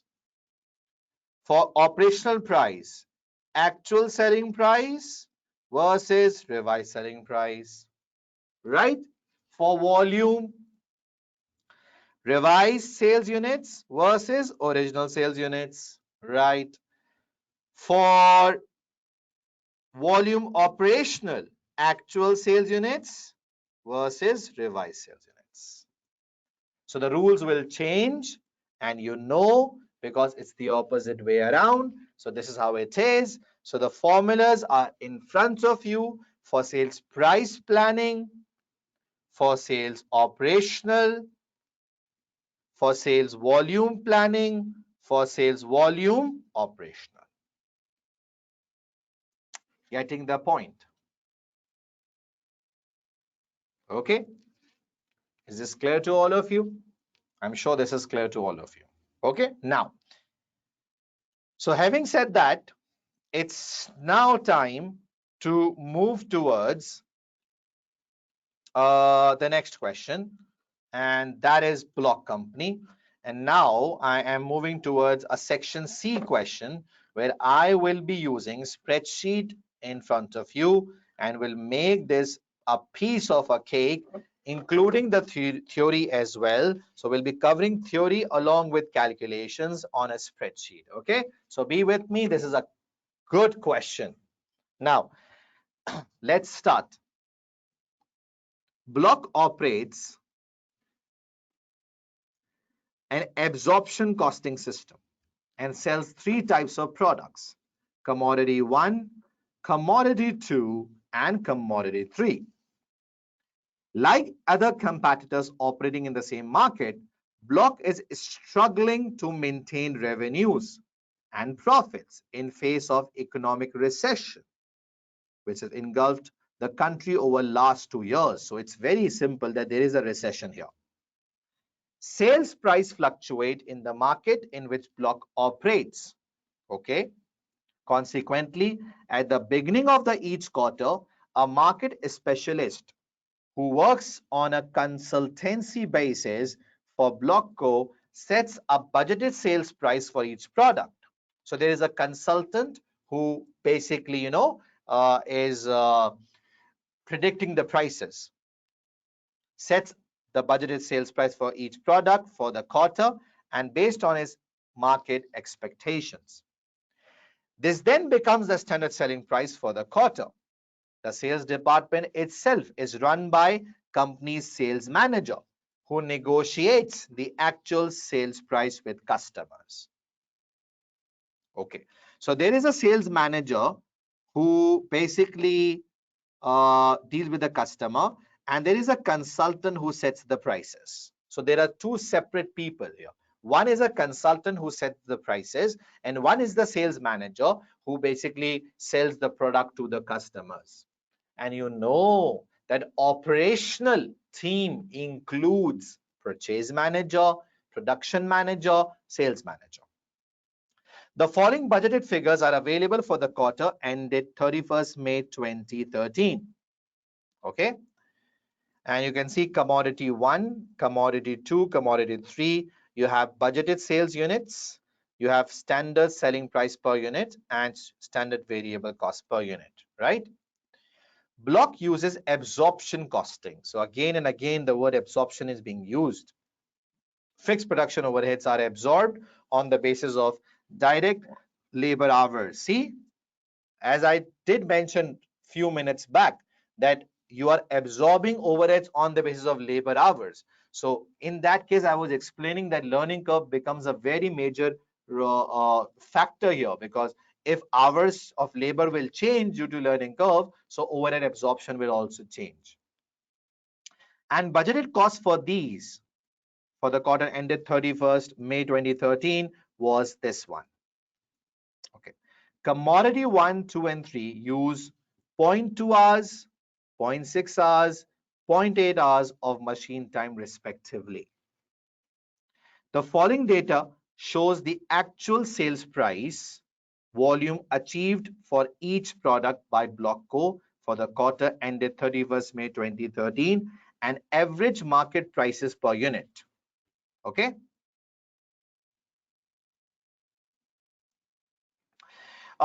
You can see commodity 1, 2, 3, actual selling price and average market prices. Okay. The following variances have already been calculated for the commodity 1 and 2. So let's see.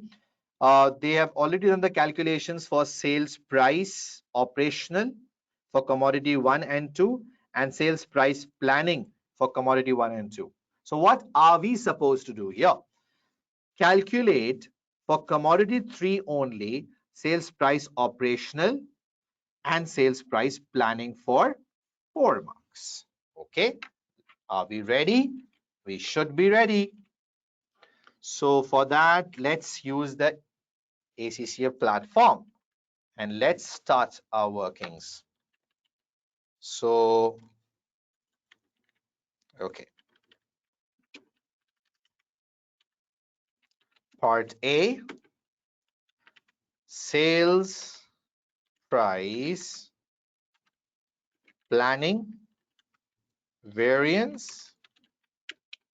Second, sales price operational variance. Okay. Now, Do we remember the formula, everybody? Yeah, we do remember the formula. So what is the formula? The formula of operational variance is A versus R, actual price minus revised price, right? And for planning, the formula is R versus O, revised price minus original price, original standard price. Okay. If you want to check the formula as well, so let's quickly jump towards the formula. And here I am. Okay. So yeah, it's sales price planning, revised selling price minus original standard selling price, actual selling price minus revised selling price. So I know the shortcuts of that as well, right?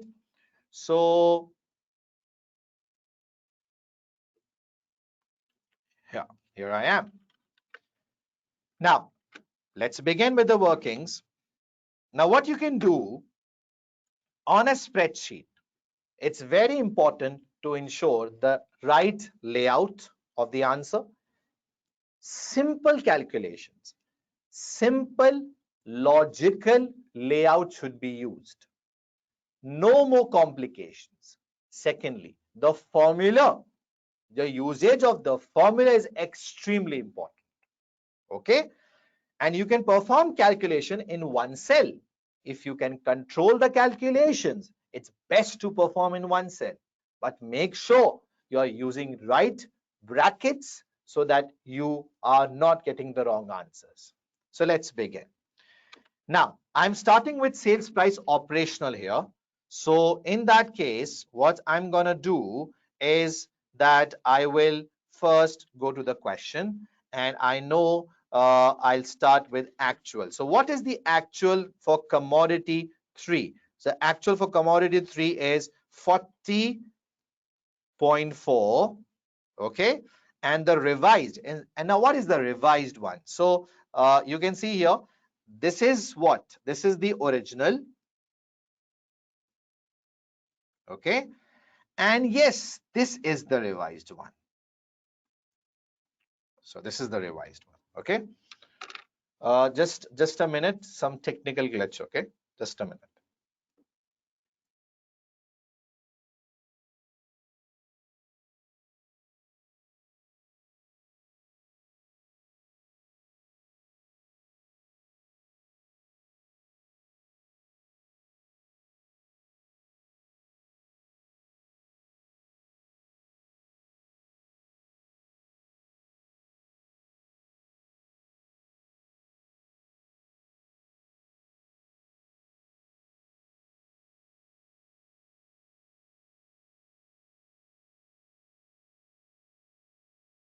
Okay.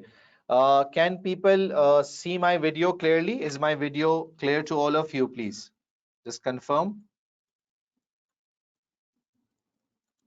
Is my video clear to all of you? Yeah, it's clear. The voice, sound, everything. Okay, this might be due to someone own internet issue, I think. Okay, that's fine. It's clear. Okay, thank you. Thank you for your confirmation. Okay, now my friends, so actual is 40.4. And if I say average market price, so average market price is the revised one I'm talking about is what? Yeah, it's 39.10. Okay, multiplied by actual units, right? So do we know the actual units? Yeah, we do know the actual units. That's 25,600. I'm just showing you the manual working, and we'll just do the same on a spreadsheet. Okay. Average prices are revised prices. Yeah. Right. Agreed, everybody. Okay. So now I'll just do this exact working that I did in front of you people on a spreadsheet now. So open the cell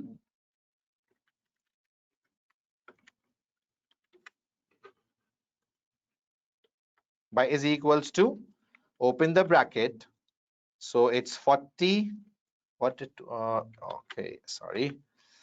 just open the bracket. It's 40.4 minus 39.1, close the bracket, right? Multiply this with the units, 25,600. Okay, can you see the workings? So the answer is,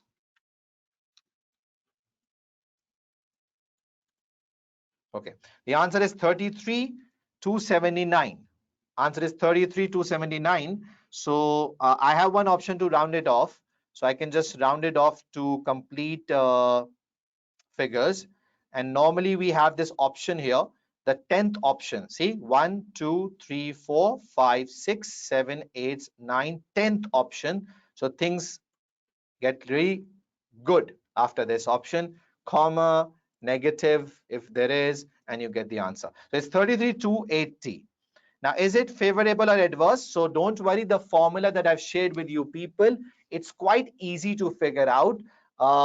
If the answer itself is positive, it's favorable. Mathematically, if the answer is positive, it's favorable. Okay. So mathematically, if the answer is positive, it's favorable. You don't have to write the formula. Okay. So if you follow my formulas, if you get the answer by default negative, it's adverse. And if mathematically you get the answer positive, it's favorable, right? So you can see it's simple. It's favorable answer. And yeah, logically also it's favorable because 40.4 is the actual price and the revised is 39.1, which means you did sell the products at a higher price. So this is the uniqueness about my formulas. Mathematically, if the answer is positive, it's favorable. Mathematically, if you use my formulas and answer is negative, it's adverse. Okay. So done with the operational. Now coming towards planning. Okay. Now for planning, it's R versus O. So revised is 39.1 minus original is, where is original? Yeah, 41.6. 41.6 into actual units of 25,600. Righto. Okay. Now,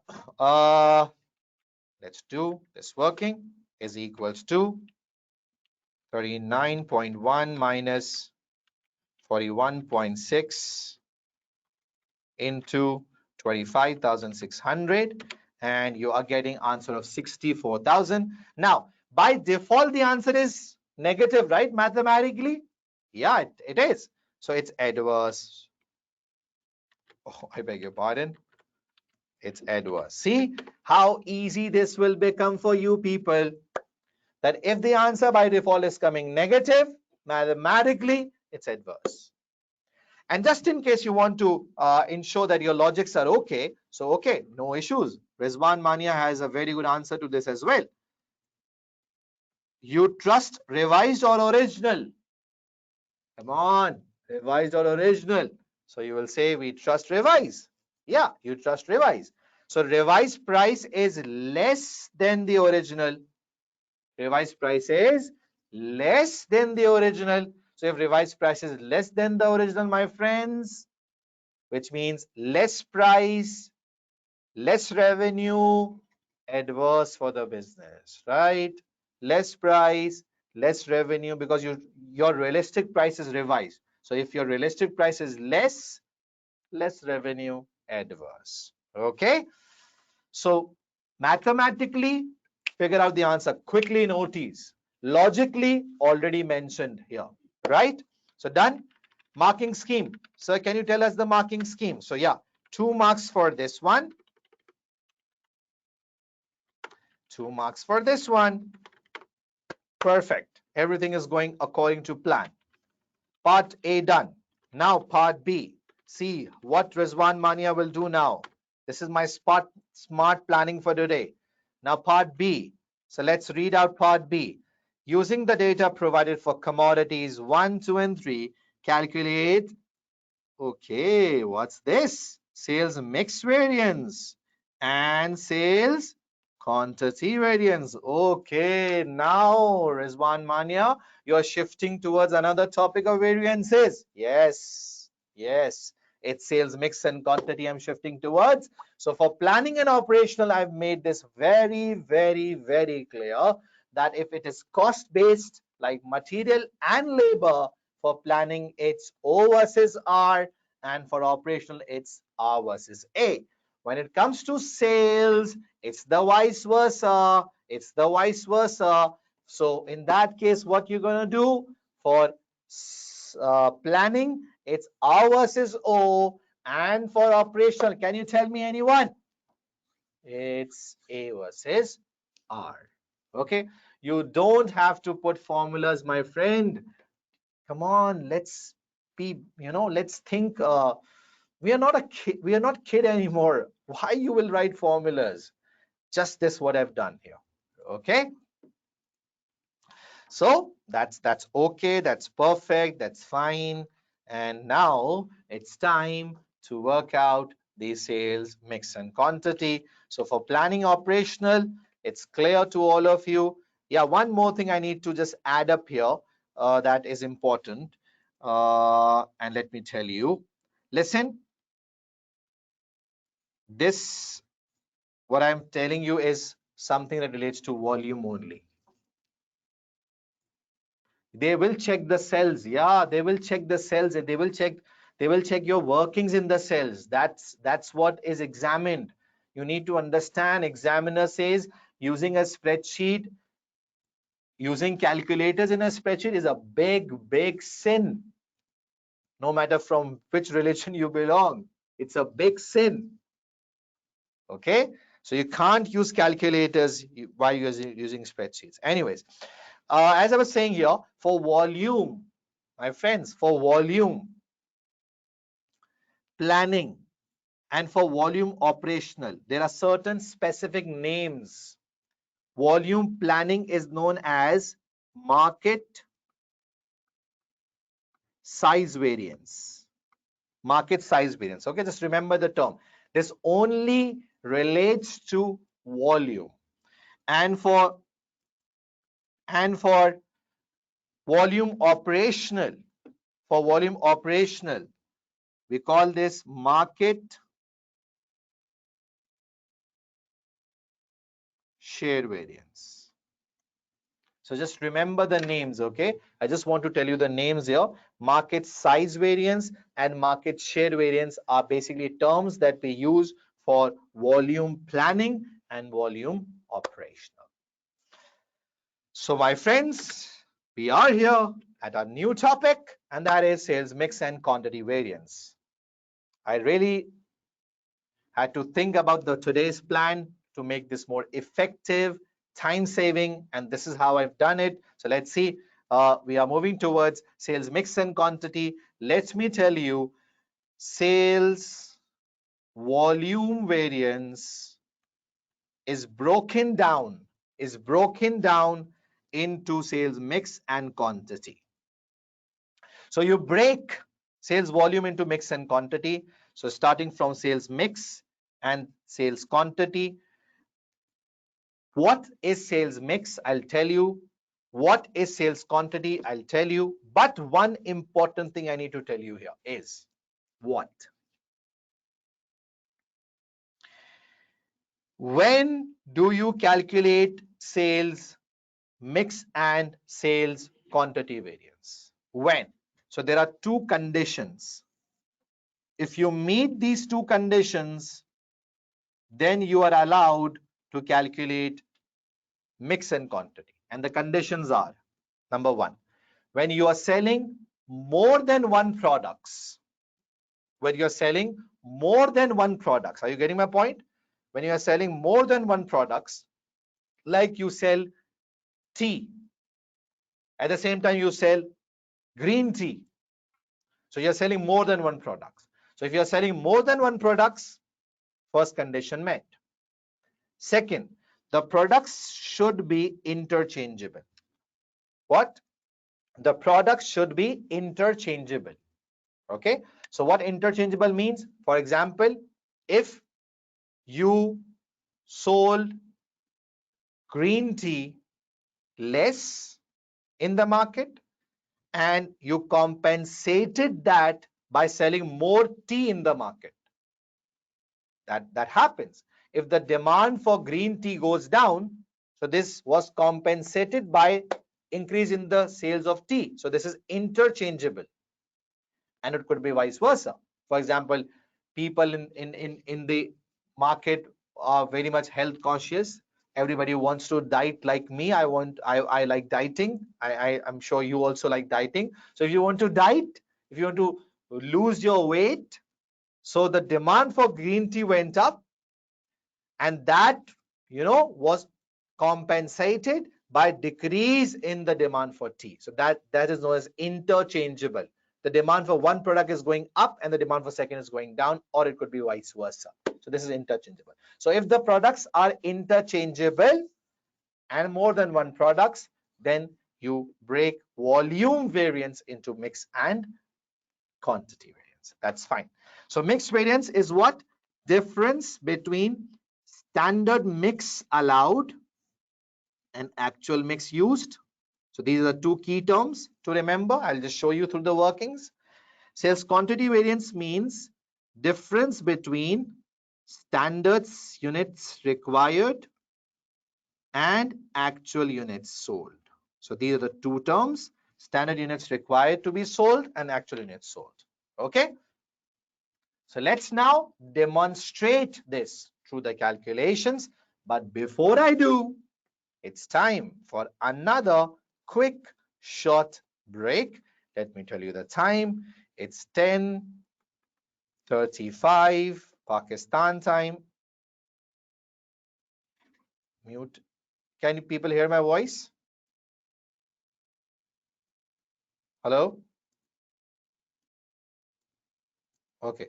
10:35 till 10:40 Pakistan time. So enjoy the break. See you after 5 minutes.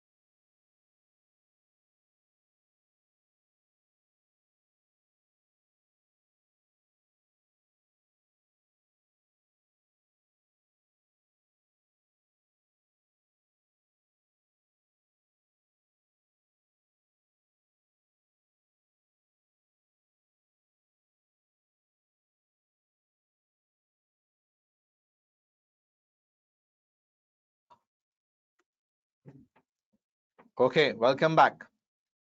I think I'm exactly on time. Can't waste time. Okay. Now, so here we have the formulas, and I'll just read out the formula first right now, and then we'll move towards the calculation part. So sales mix variance, it's important to remember actual sales in actual mix. I'll tell you from where to figure out that. Actual sales in standard mix, okay? And after that, it's unit variance, standard profit or contribution, and then you get profit variance. Okay, so let's not waste further time and move towards the question. Part B is what I am aiming now, and let's start. First, sales mix. Now, if you're new to my sessions, if you are giving paper for the first time, this technique of mine will definitely be really easy for you for examination, and your fear of spreadsheet will finish, I'm sure. Okay, so now let's begin. The first thing is actual sales in actual mix. So let me write here actual sales in actual mix. Okay, now that's too much. Okay, second, actual sales in standard mix. Just copy. Now the word control copy is through control C. Okay, control C, control V is for paste. So do use this a lot. Now actual sales in standard mix. Standard mix. Great. Then you have units, unit variance. Okay, perfect. Then you have standard. Now, profit or contribution should I take here? That's a bit confusing, but no issues. Rizwan Mania will resolve your issue. It's simple, my friends. Because they are using absorption costing, it's mentioned here, it's mentioned here. So in absorption costing, you go for profit volume. In marginal costing, you go for contribution. So it's profit, standard profit per unit. Yeah. Last is profit variance. Okay, a quick announcement I need to make here. Just pay your outstanding subscriptions before 25th May 2021, and don't be afraid of COVID-19. Okay, it's just a small time span. Things will get normalized in coming months, so please make sure to stay connected with ACCA. It's a global qualification. I would say a very good qualification you are doing. So make sure you do pay your outstanding subscription payments before 25th May 2021 to stay connected with ACCA. Okay. Now, then you have profit variance.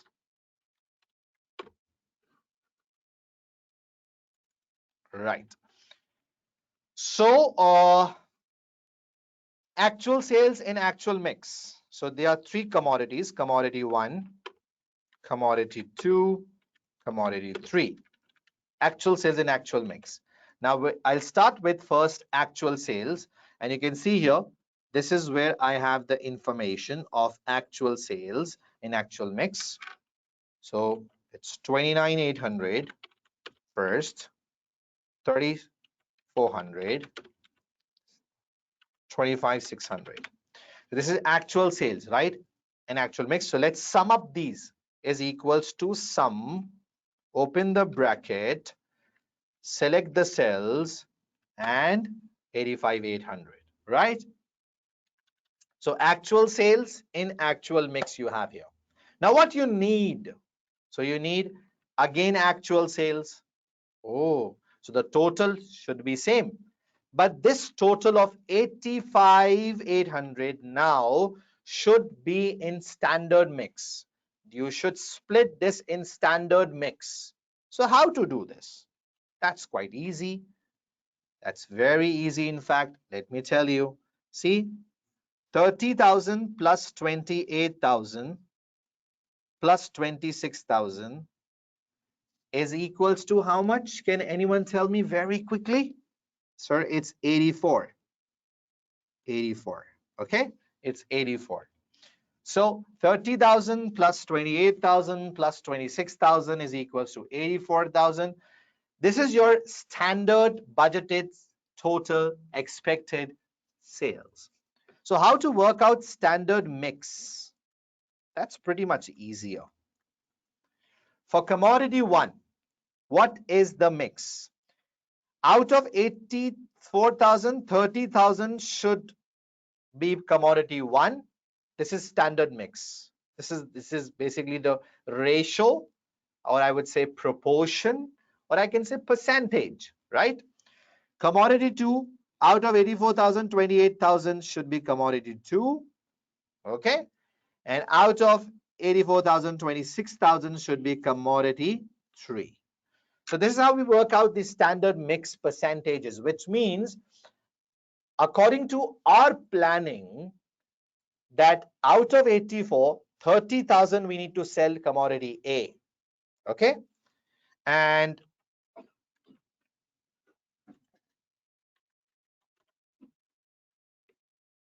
maybe if I do a quick working math here, so that gives me the idea of 30 divided by 84. So 30 divided by 84 means 35% is the mix. 35% should be, or 36% should be my commodity 1.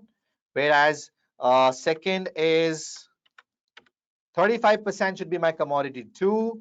And third is 31% should be my commodity 3. This is standard mix, we call it. The standard proportion that we have planned that we need to sell these products in according to that proportions. Okay. So now let's use the same proportions and let's convert the actual sales of 85,800 into this standard mix. So let's do it. See what I'm doing here is equals to bracket open 30 divided by 84 will give me that ratio, the percentage of that was 36% approximately, into 85,800 is the actual sales figure you can see at the bottom. Just write this formula. Here you have the figure. And listen what I'm going to do here. I'll copy this using Control C. We'll paste here. We'll paste here, getting the same figures. And now I will open the cell. Okay. I have this option available right at the top. And I will just make a small change. Commodity 2 quantity was 28. You can see here. Perfect. Perfect. Rizwan Mania, perfect. And in third case, open the cell. And the quantity is 26. Perfect. So just make it 26. Wow, that's it. Just copy this formula from here and paste it here. The figure should be 85,600, which should be obviously the same figure, and it is the same figure. So that's perfect. That's awesome. That's to the point. No issues at all, right? Right. Okay, now, so you have seen the method. Now the difference. Normal difference. If you use my formula, things are simple. The actual sales, actual mix minus actual sales in standard mix. So it's C14 minus D14. And we'll see, we are getting the negative answer, I think. Yeah, that's not an issue. Just copy this formula, just paste here with Control V. Okay. And let's apply the sum formula here as well.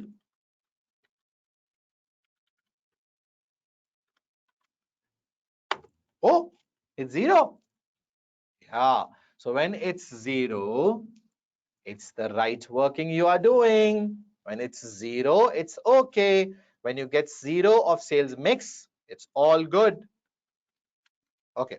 Now, 2 figures you are getting negative and 1 figure is positive. if you use my formulas, it's quite easy to remember that if negative, it's adverse. If positive, it's favorable. If negative, it's adverse. Perfect. No issues at all. Clear? Now, I'll discuss the logics quickly after this when I'm done with the calculations. Standard profit. Okay, so where will I be able to find the profit? Now that's interesting, to be honest. I don't have profits here. What only I have is the standard selling price, okay, for 3 products, right?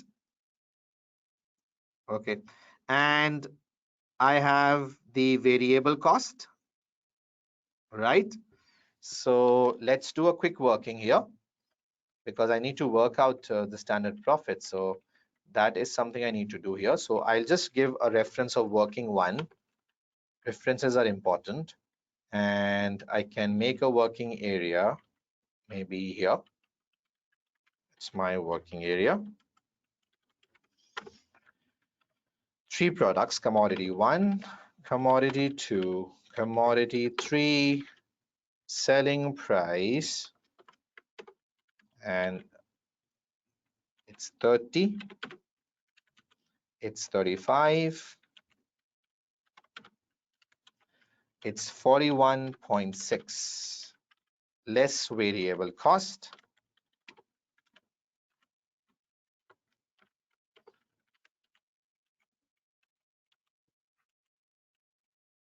Okay, it's 18, first case,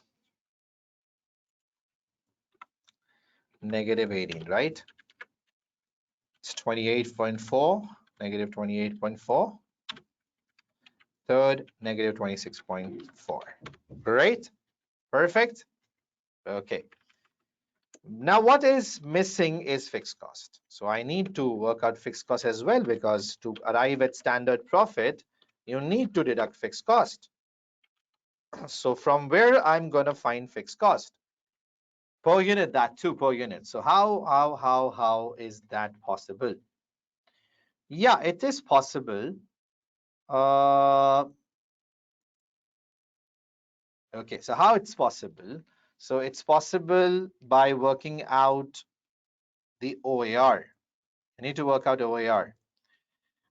Because what you have here is, let me tell you, you are given with, these are absorbed on machine hour basis. You have machine hours for each commodity, and the total budgeted cost is 174,400, right? So you need to work out OAR, because without OAR you can't do it. You need OAR. So what you need to do, you have units here. And what is the formula of OAR? So the formula of OAR is simple. Can anyone of you tell me?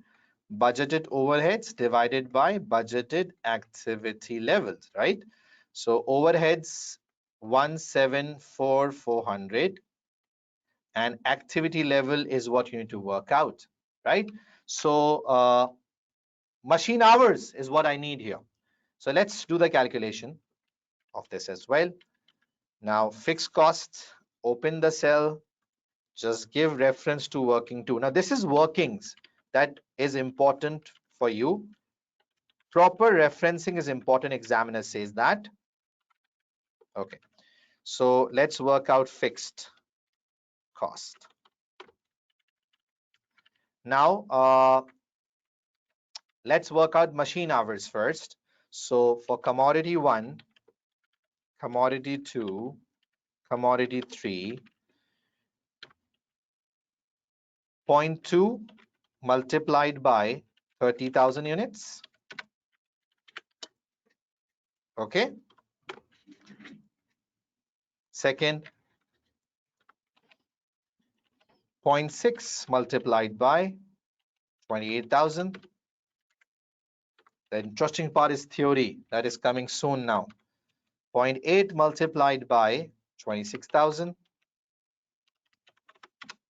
Okay, so you can see here the total machine hours are 43,600, and let's work out fixed overhead absorption rate. So it's 174,400 divided by total machine hours, right? I think it's 174,400. Yeah, 174,400 divided by machine hours. I just need to change this figure. And the answer is 4. So it's 4 per hour. 4 per hour. Got it, everyone?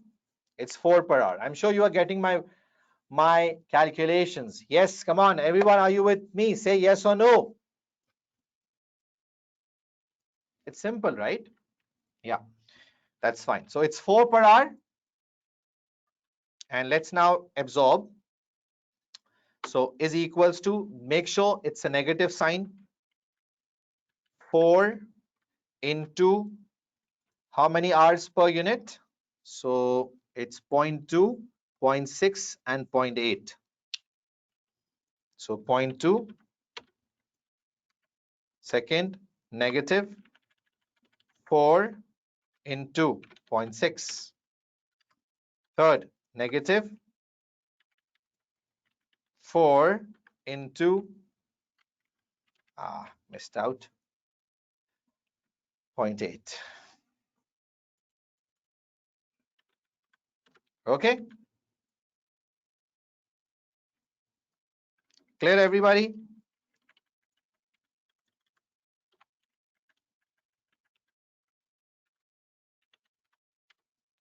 Right? So done with this one? Yeah, this is what I've done. Taruf, I did work out the separate overhead cost per unit for each product now. Until unless you don't work out the OAR, how can you absorb it, right? So I need to work out OAR, that I've done. Now let's apply the sum formula. Selling price minus variable minus fixed cost, 11.2. Okay. Copy, paste, 4.2. Copy, paste, 12. And you know, for the working of profit, you are getting 4 marks. Imagine 4 marks for calculating profit. The question is of 12 marks. I think it's 12 marks if I'm not wrong. Let me check. 11, sorry. So 4 marks you are getting just for calculating the profit. Agreed, everybody? Clear? Done? Perfect? Yeah, it's safe to copy paste. What's the issue? I don't see any issue in this one. Okay? Right. Now we are done with the profits. 11.2. Second was 4.2 and 12. 12. Just multiply. See? Just copy, paste, Control C, Control V, Control C, Control V. Perfect. Let's apply the sum formula. And here you are getting the answer. So if you want to make this more clear, I'll tell you a very good option. Okay, I'll tell you a very good option. This is the ACCA platform I'm using. Okay, now just select these all numbers. Just go to this 10th option and see the magic. Wow, neat and clean stuff. Neat and clean stuff. Okay, it's up to you. You can even give reference there. That's fine. You can do this as well. It doesn't matter. Yeah, it doesn't matter. Okay, so you can refer like this as well. Fine? Happy? Okay. So it's very much possible. I was just showing you. This is also this is also possible. You can do this as well. Okay. Now, clear? What did I do? Mikkel, I'm not getting. What did I do? What did I do? I did nothing. I was just saying that you can even give reference. You can even link this cell with your calculation. This is what I was telling you. Okay. Fine.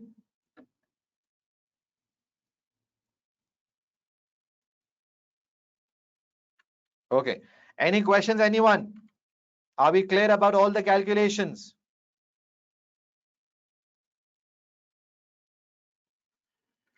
Now this Excel working I cannot share because on this ACCA platform we can't save the workings, okay? So unfortunately I cannot, but what I'll do, I can do a proper working tomorrow and will send you proper working on Microsoft Excel. Okay, so let me tell you, if you are lost in calculating profits, that's simple. I can repeat here. Selling price, simple, given in the question. Variable cost, simple, given in the question. Okay. And then you fixed cost is what you need to work out. So it was very simple. You first worked out the machine hours, right? For 3 products here. And the total of the machine hour is 43,600. Okay. And then you worked out fixed overhead absorption rate per hour. That is fixed cost divided by the total machine hours. So this will give you per hour fixed cost. And after that, you need to work out per unit fixed cost by absorbing it. So this is what you did here. Rate was 4 into the machine hours per unit. And here again, you did the same thing, right? So like this, you worked out fixed cost per unit, and then it was simple. You just had to work out the profits. Got it? So I've given you a quick recap of that as well. It's Control C and Control V. V for paste, not P. Okay? And then I worked out the answer for sales mix. So we are done with sales mix here. I hope this is clear. The answer that you are getting here is adverse. Final adverse answer. Fine. Any issues? Okay. Now, listen everybody.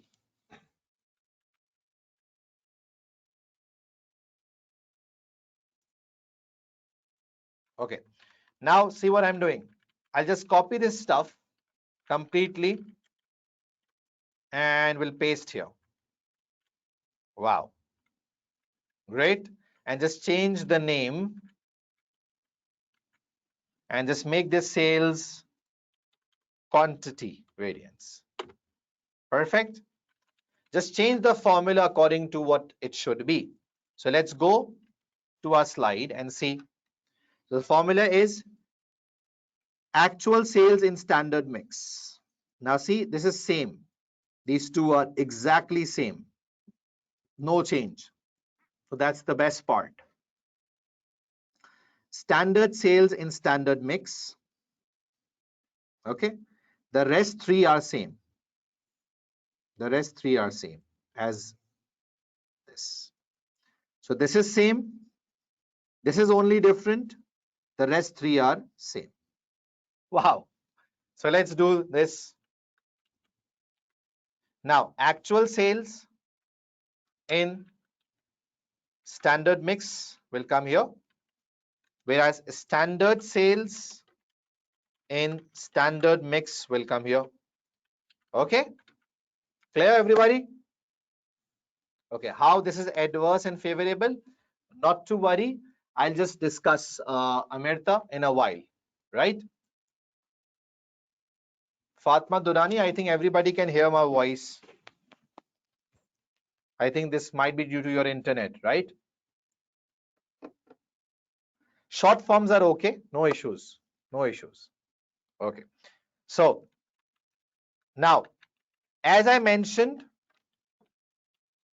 these two are same. So it's simple to copy paste, right? Simple to copy paste.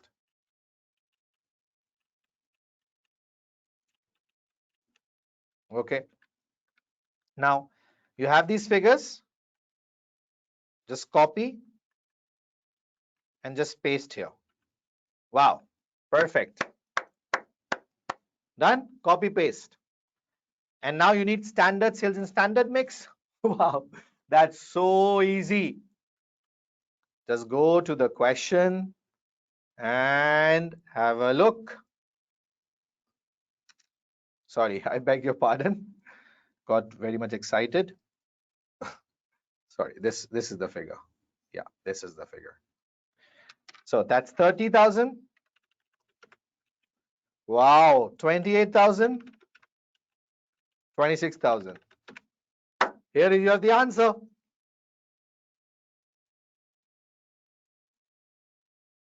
Interesting. Here you have the answer. Getting the point? That's it. Nothing to do further. If the answer are, now these all three are positive, right? And positive means mathematically, my formula says it's favorable. Learn the techniques, man. How easy it is becoming. Getting the point? Done. This is the power of spreadsheet. This is the uniqueness of a spreadsheet. Why are you afraid of spreadsheets? It will give you a comparative advantage in the exam. Getting the point, everybody? I hope you will be. Okay? Getting it? Come on, what's your feedback? Where are you, man? Is it interesting? Oh, you are saying me to repeat quantity variance? So easy it was. Okay, let me repeat this very quickly. Just copy these three, actual sales and standard mix, and just paste it here. Done? Okay? And standard sales and standard mix is available in the question. 30,000, 28,000, 26,000. Just right here. The rest all was well set because I just copy pasted the entire stuff from above. Because I copy pasted everything from above, my answer is clear. When company uses absorption costing, we use standard profit. When company use marginal costing, we use standard contribution. Okay, Ahmed? So I hope this is clear now. And I've repeated the calculation. This is in front of you. So yeah, done with this. Now let me tell you the marking scheme. Out of 11 marks, 4 marks for mix. Congratulations. 3 marks for quantity, 7 marks. And see how much time it took to work out quantity variance. Free, easy, 3 marks. Easy, 3 marks. This is time management. And then I already mentioned 4 marks for your profit calculation. That makes up 12 marks altogether. Are you getting the point? Okay.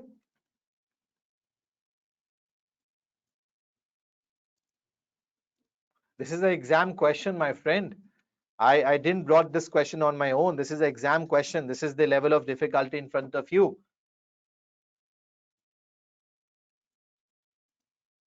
Okay. Great. Great. So done with this one. And one more thing I need to tell here is the own figure rule. Own figure rule means, for example, you worked out the wrong profit. Okay. You worked out the wrong profit. So your deduction of wrong profit will be done at that very point only. For example, you worked out the wrong fixed cost. This is what you've done wrong. That's it. Okay. Now, because your fixed cost is wrong, your profit is wrong. Because your profit is wrong, both the variances are wrong. But there is own figure rule. Own figure rule means that don't worry. Your deduction of fixed cost will be done once. Examiner will deduct maybe here 2 marks, maximum 2 marks. Now, because of the wrong fixed costs, your profit is wrong, no deduction will be made for that. Because of wrong profit, your variances are wrong, no deduction will be made for that. You will get complete marks for mixed variance, you will get complete marks for quantity variance. The only deduction that was done was in case of fixed cost. That's it. Okay, that's it. So that's the best part. That's the best part, and that is known as own figure rule. So deduction is made once only, and even though because of that wrong figure, other figures are getting wrong, it will not have an impact. You will get complete marks there. That is own figure rule. Right?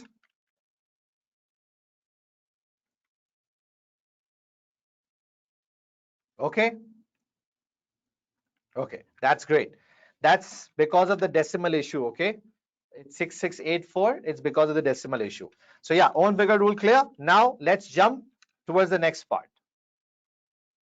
Now it says briefly discuss performance of the business, and in particular of sales manager for the quarter ended 31st May 2013.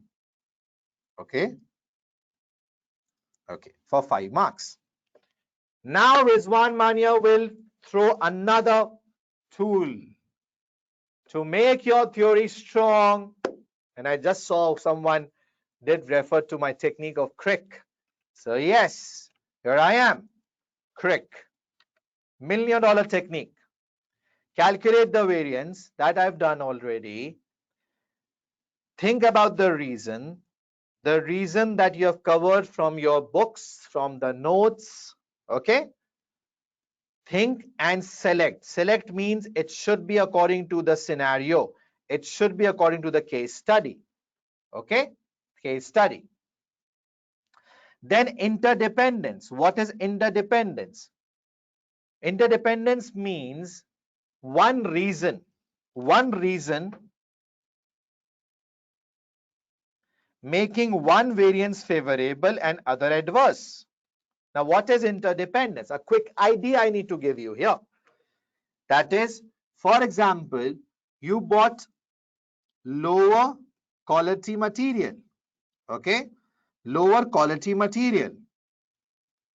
So because of lower quality material, your price went down. And because your price went down, material price variance was favorable. Agreed? Low quality material means a cheaper material. Because of cheaper, price variance is favorable. That's fine. That's awesome. Okay. On the other hand,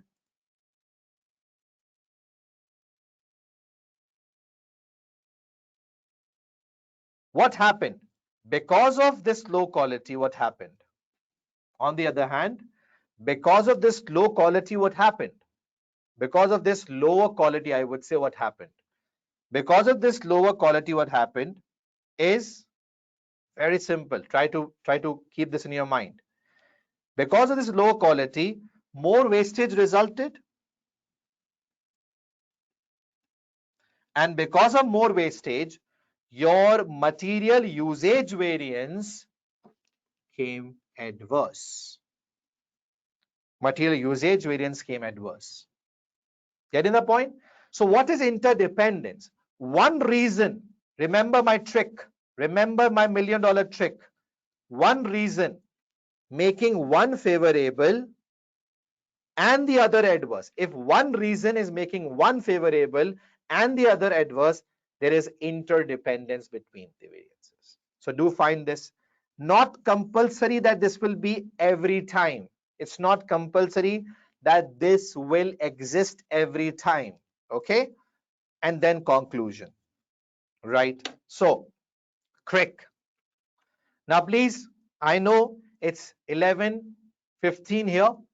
According to ACCA official time, we are left with 15 minutes. But mind you, don't leave this session. I might take 5-10 minutes above. I might take 5-10 minutes above. This is for you only. I have to go home as well. It's very late here in Pakistan. But I will not leave the theoretical part. I'll make it easy for you. So be with me, okay? Else it will demotivate me a lot if you go. So you will be with me, yes or no? You're not replying. That's strange. Okay. Now done with this one. Great. Yeah.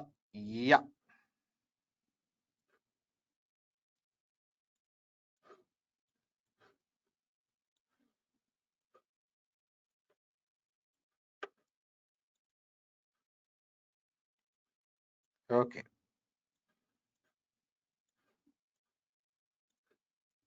Now the next one. Be with me, please.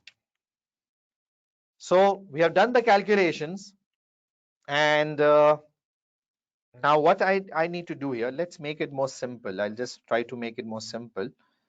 Let's remove all these stuff and let's write things here.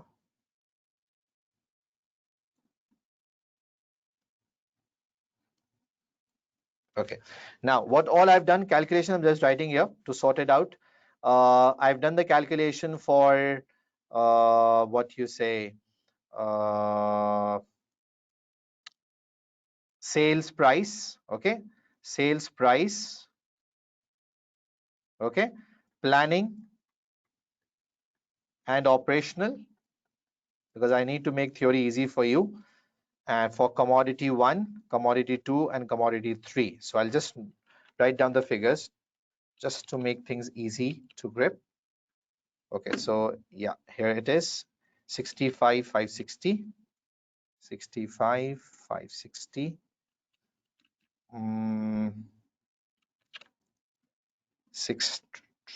56,240, 56,240, and third we did the working, right?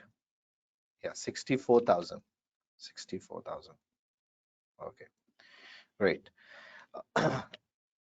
And the first is favorable, then it's adverse, and third is favorable, if I'm not wrong. No, it's adverse. Okay. Now for operational, what are the figures? 35,760. Okay. 25,840, and it's adverse and favorable. And the next is 33,280. So it's 33,280, and that's what? That's favorable, right? Yeah. Okay. So certain things were given to you, and we did the working of that commodity 3 as well. So this is the first thing that we worked out. If anybody can quickly tell me the total of this planning. Anybody can tell me these two total figures? Okay, just work out and tell me. In the meantime, I'm writing the second calculation that I did was of volume. I bifurcated the volume into mix and quantity. So the mix was, it's important to control the figures, you know, in the paper.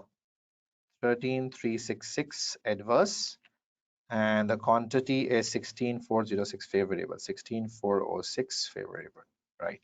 So yeah, can anybody tell me the total of planning?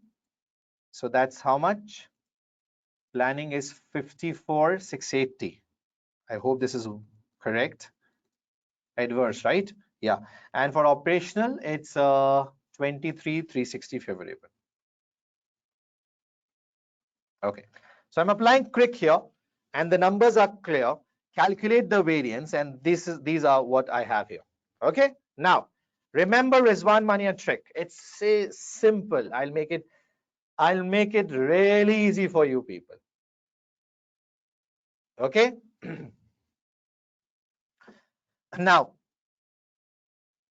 what exactly I'm going to do is pretty much simple. Okay, one more thing. One more thing, if you can tell me. The total of sales price, including planning and operational, is how much? Can any one of you please? Total of sales planning and operational total.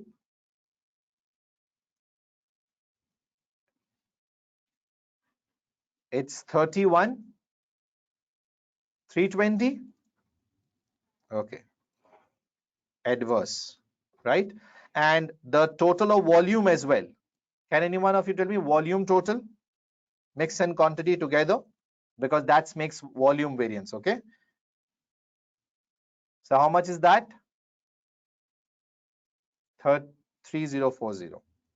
Okay, that's perfect. See what I've done in here? It's completely summarized in front of you now. Just jotted down everything in front of you, so it is easy for me to handle the theory. Now, what is my strategy? Calculate the variance. We have done that. Reasons. Think and select. Now, first of all, what I'll do? First, I'll start with the first variance that I've done the calculation. And let me change the color here. Yeah. First, I'll start with sales price. Now, reason for sales price. Okay. Reason for sales price. So, what to do? How much is my sales price total? My sales price total is 31,320. Okay. Now, you tell me, if you are the manager, because in the question they have mentioned that you have to assess the performance in particular of sales manager as well. Okay, so if you are the sales manager, come on, tell me, do you want me to assess your performance based on 31,320 adverse? Quick answers. Come on, yes or no? No. Why? Because this includes the component of planning error, planning variance.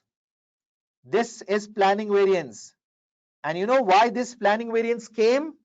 Because of the consultant issue. The question did mention that consultant is a one who is basically estimating these. So are you responsible for this? No. So listen, when you are going for reasons, so first thing is important that you can't tell the reason for this one. Reason is that this is not in your control. Planning variance is not in your control. So do mention in the question that we cannot comment on 31,320 because it includes planning variance, which is not in the control of the production or the sales manager. It's important. You have to write this. So see what I'm doing here. Start from sales price. And I'm applying quick here, okay? The total sales price to assess real performance of sales manager, we need to split this into planning and operational, obviously. So then first move towards planning and give a disclaimer. What is a disclaimer? Rizwan Mania is giving you the mindset here. First, go for planning. Planning is 56,680 adverse. Now, what is the disclaimer? The disclaimer is that it was said by the consultant and sales manager is not responsible for this. So this is the disclaimer. The sales manager is only responsible for operational variance. Yes, every planning operational question, this is what you have to do. When you are thinking about the reasons, you do mention that. If there is a planning error, do mention in the question that the manager is not responsible for the planning part. The manager is only responsible for the operational part. This is the mindset. This is the systematic approach. These are guidelines that are helping you. I'll make this a piece of a cake for you in next 10 minutes, inshallah. Be with me. Getting the point. That's perfect. Okay. Done. Let's go back. Okay. So we can't comment on this one because this is not in our control. So what is in your control? This is in your control. So yes, can you comment on this one? Yes. Here you can comment, and here you can tell the reason if it is available in the scenario. Now, can you tell me why price variance is favorable? Now, price variance is favorable. Why? What are the reasons? Maybe you know the price variance favorable means higher price, right? So why you charge the higher price is because maybe your product is of good quality. You did a good quality product resulted in that. Cost may increase. Okay. So then operational variance is this. It appears he has performed well, achieving sales prices which on average were higher than the market price. And remember, there is an economic downturn in the market as well. Economic downturn. So disclaimer is important. And you give disclaimer for planning variances always. Agreed? Perfect. Right? So plan sales price variance done. Performance is good. No obvious reason is given in the scenario which I can say, okay, because of this more prices were charged. Okay, but I would only say the manager convinced well, because manager deals with the customers. So this means he did well in selling at a good price compared to the average prices. That's fine. Now, what's next? It's volume. Listen, if there is no planning error, all the variances are called as operational variance. Just keep this in your mind. If there is no planning error, all the variances are classified as operational variances.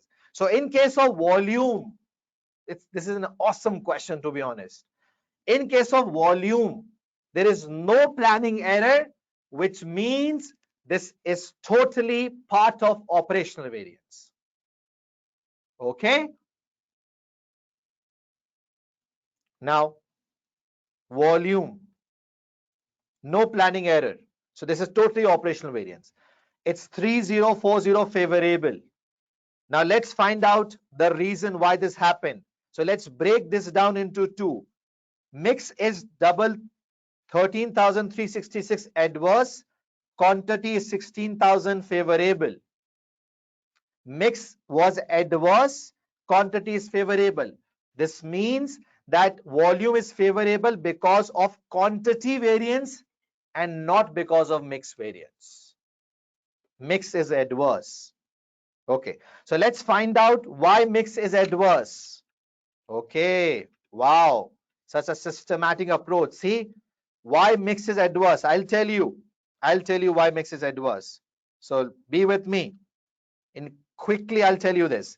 I'll go towards my calculation to show you why mix is adverse, and like this, I'll explain you the mix variance as well. So listen, will not take much time.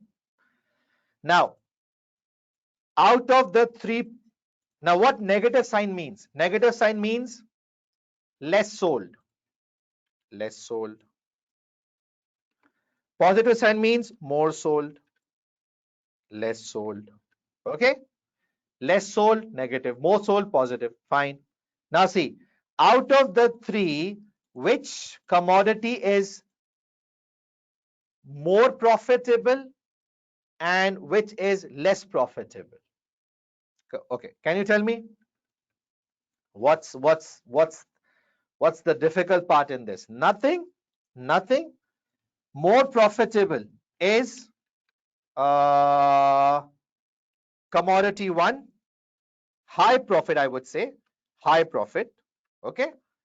Commodity two, low profit. Commodity three, high, very high, highest profit. Now see, two commodities having high profits. See the box here. Okay. Commodity one, I'll highlight here. Commodity three, both being high profitable product, was sold less. Okay. High profitable product was sold less. Agreed? So those products that will give you high profit were sold less. Whereas low profitable product, which is commodity two, was sold more. Getting the point? So high profitable product were sold less and more profitable product were sold more. Are you getting the point? Profitable product, those were high profitable product, were sold less, which means what? Which means lesser profit, yeah, than expectation, right?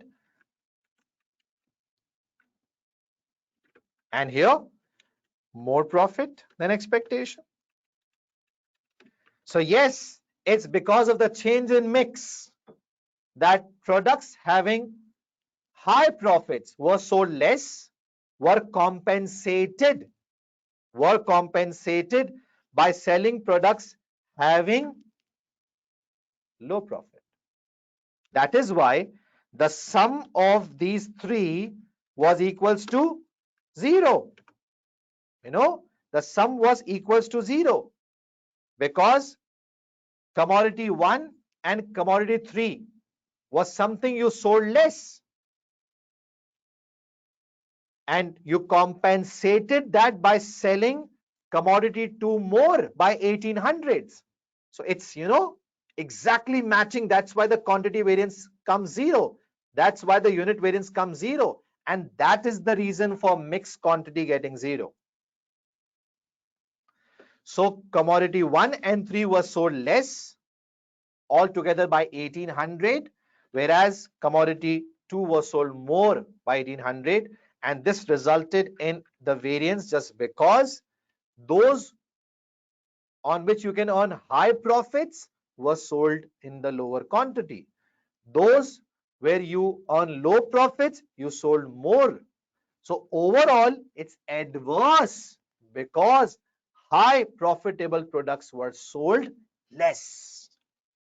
See, 9440 less profit, 11,486 less profit. Fine. It was compensated by 5760 more profit. But still, there is a deficit of 13,366 less profit. So going back to the slide, it's simple. High profitable product, it's adverse, right? High profitable product sold less in quantity. Low profitable product sold more in quantity. Simple reasoning. Simple reasoning. Agreed? And when it's favorable, so it's vice versa. And what's that? When high profitable product are sold more in quantity and low profitable product are sold less in quantity, so that is where you get a favorable variance. So remember, Mix variance indicates the difference between what? The actual mix that you did achieve and standard mix, what you should have achieved. So it's a mix difference, mix versus mix, right? Because the total amount of sales remains the same. It's because of the difference in mix that you got this variance. Understood, guys? Come on, say yes or no. Is the reason clear? So if this is the reason, just mention the reason in the answer. Understood, everybody? Okay. Now, you saw here actual sales and actual sales is same here. Okay. The difference is what? The difference is because of actual mix and the standard mix. Okay. So the sales figure remains the same. The difference still is because of the mix, that is high profitable sold more, less profitable sold, high profitable sold less, and less profitable sold more. Agreed? Now quantity, let's quickly discuss so that we can wrap up now. Quantity is favorable. Okay, so what is quantity variance? Try to understand.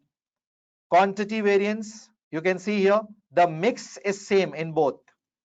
It's not the mix variance because you have already dealt mix separately above. So here the mix is same, standard mix, standard mix. The mix is same in both the case. Okay, because mix variance above was the one where you just found out the mix difference. Now it's not the turn of mix. Now let's see why the difference is coming. So here the difference is because of actual sales of 85,800 compared with standard sales of 84,000. You all know if something is common in both, so the difference will not be because of that, because here it's standard mix, again here it's standard mix. So because of it's common, you will not get the difference because of the common stuff. The difference only comes because of the uncommon thing. Getting the point? So this is uncommon, right? Actual sales 85,600, standard sales was 84,000, which means actually you sold more quantity compared to the planned quantity of 84,000. Your planned quantity units were 84,000. In totality, you had to sell 84,000, but in actual, you sold 85,800. So it's the quantity difference. Here, there is no involvement of mix. Okay, so your quantity is more compared to your planned quantity, and here you can see all the three commodities are favorable, which means for all the three, more units were sold. That's why more units sold means it's favorable for the business. Okay, great. So to sum up then, mix variance reflects the mix difference, okay, where the total sales quantity remains the same. That is actual. Got it? Quantity variance is the one where mix remains the same, whereas the difference is because of the total sales quantity. Agreed? Great. Now let's go back to the reasons. Favorable of quantity could be due to maybe decrease in price. Yeah, price went down, quantity went up. Successful marketing, yeah, resulted in higher quantity. Good quality product, yeah, resulted in higher quantity. So you need to search these reasons in the scenario. If there are given, do mention. That is why we say think and select. So this is what you have to think, and you have to select according to the case study. If there are any indications given, then only. Okay. If it is adverse, so what's the meaning?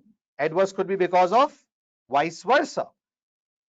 Increase in price, unsuccessful marketing, poor quality product may result in decrease in the quantity variance. Think and select.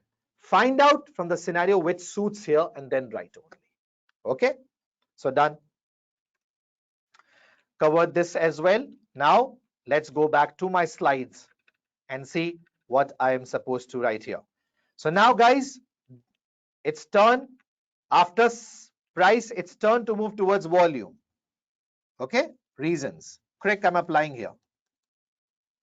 Split this into mix and quantity.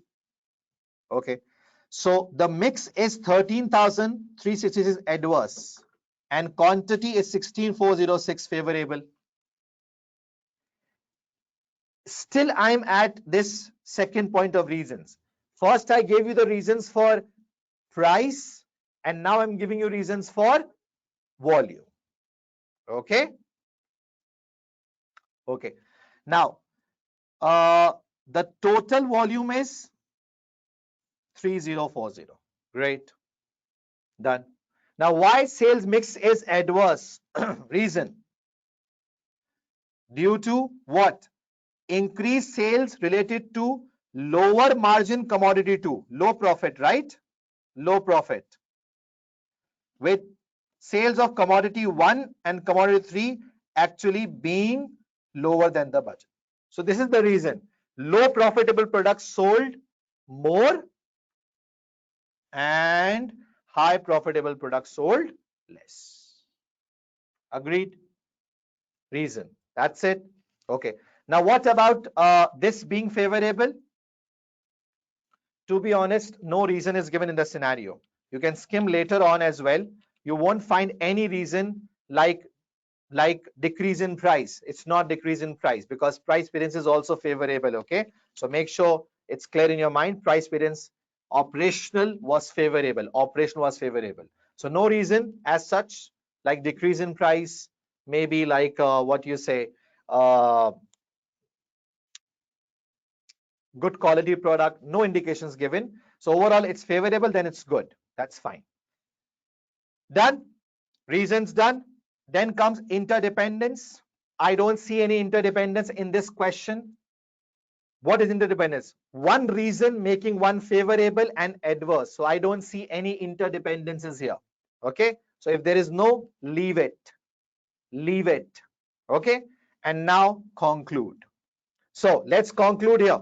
So see now, the last part of the conclusion. See everyone, it's very simple to figure out. Now, what do you think? How should we conclude here? How should we conclude here? So conclusion is simple. This is sales price and this is sales volume, right? Listen everybody. If I add these two together, if someone can add these two together and tell me sales price and sales volume, because the question has stated to discuss the performance of the business, okay, and sales manager in particular. So if I just add sales price and volume together, what is the total? Can any one of you tell me? Remember, one is adverse and one is favorable, okay? One is adverse and one is favorable. It's wrong figure. So the total of these two is 28 to 80.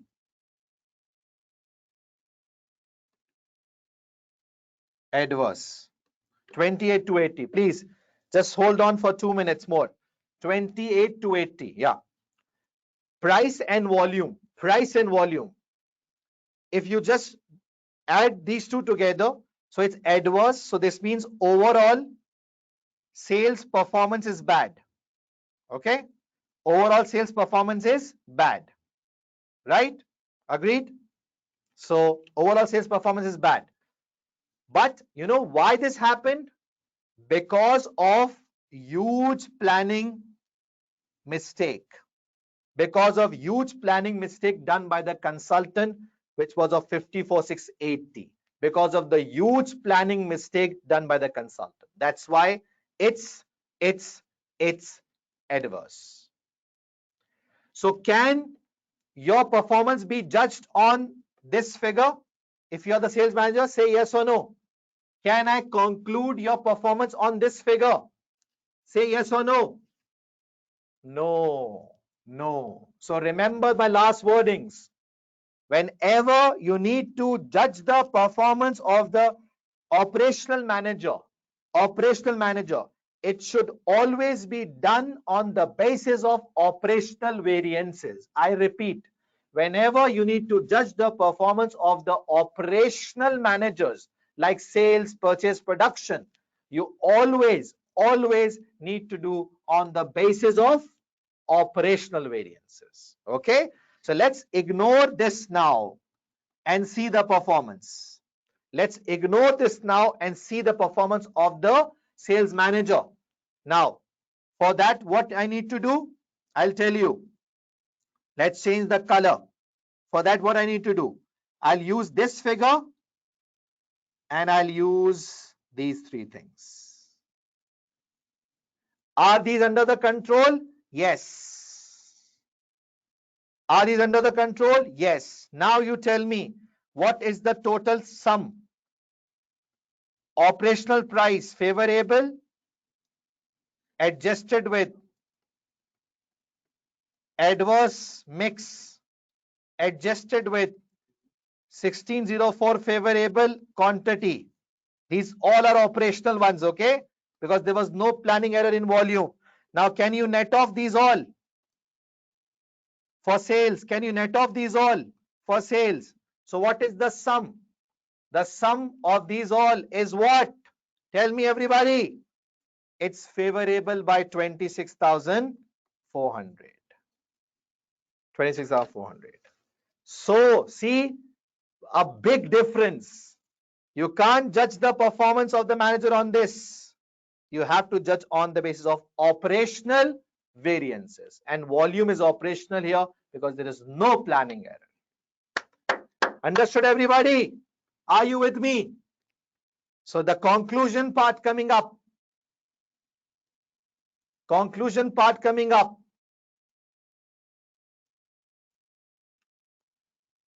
And what's that? The total variance is this. This looks poor, but it is due to inaccuracy of sales forecast made by the consultant. Okay. However, sales manager performance is quite satisfactory as the overall variance is 26,000 favorable. So this is operational only. So remember, you always have to judge the performance on the basis of operational variance. This is your conclusion. This is the end of CRIC as well. I hope the way I've controlled the scenario was awesome. So let me recap the last thing. When you're judging the performance, you're writing the performance, remember CRIC. First, calculate the variances or use that are given in the scenario, then come towards reasons. For planning ones, you are not responsible, so just mention that we are not responsible for these, and then come to operational ones and then tell the reasons why that happened. Find interdependence if there is any, and then you give conclusion, and conclusion will only be given on the basis of operational, okay, only be given on the basis of operational variances. Are we clear? Everybody say yes or no. Is CRIC clear to all of you? Is this clear to all of you? Come on, what's your feedback, man? I've worked so hard today.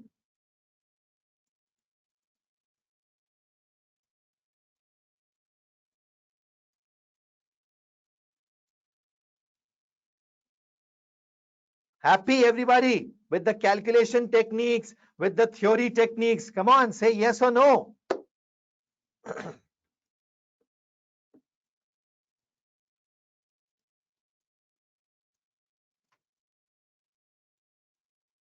Great.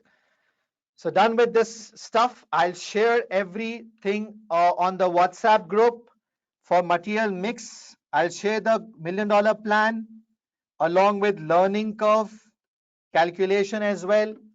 So please be part of the WhatsApp group. If you are still not part of the group, make sure you are part of the group. So for that, please just send me a quick WhatsApp message at this number and I'll add you in the WhatsApp group for further details. I'm really sorry I took your time today more, but now before the end of the session, give me your feedback. How was the today's session? How was the today's session overall? Planning operational sales mix quantity. The way I covered the things. How was the today's session of variances? Like the techniques, like the methods, spreadsheet usage, way of writing the theory. Yes, please. What's your feedback? Are you happy?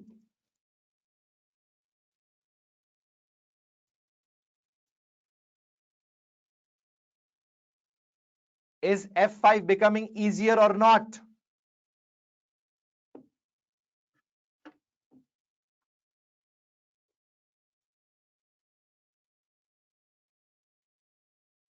Okay, so thank you very much for your feedback.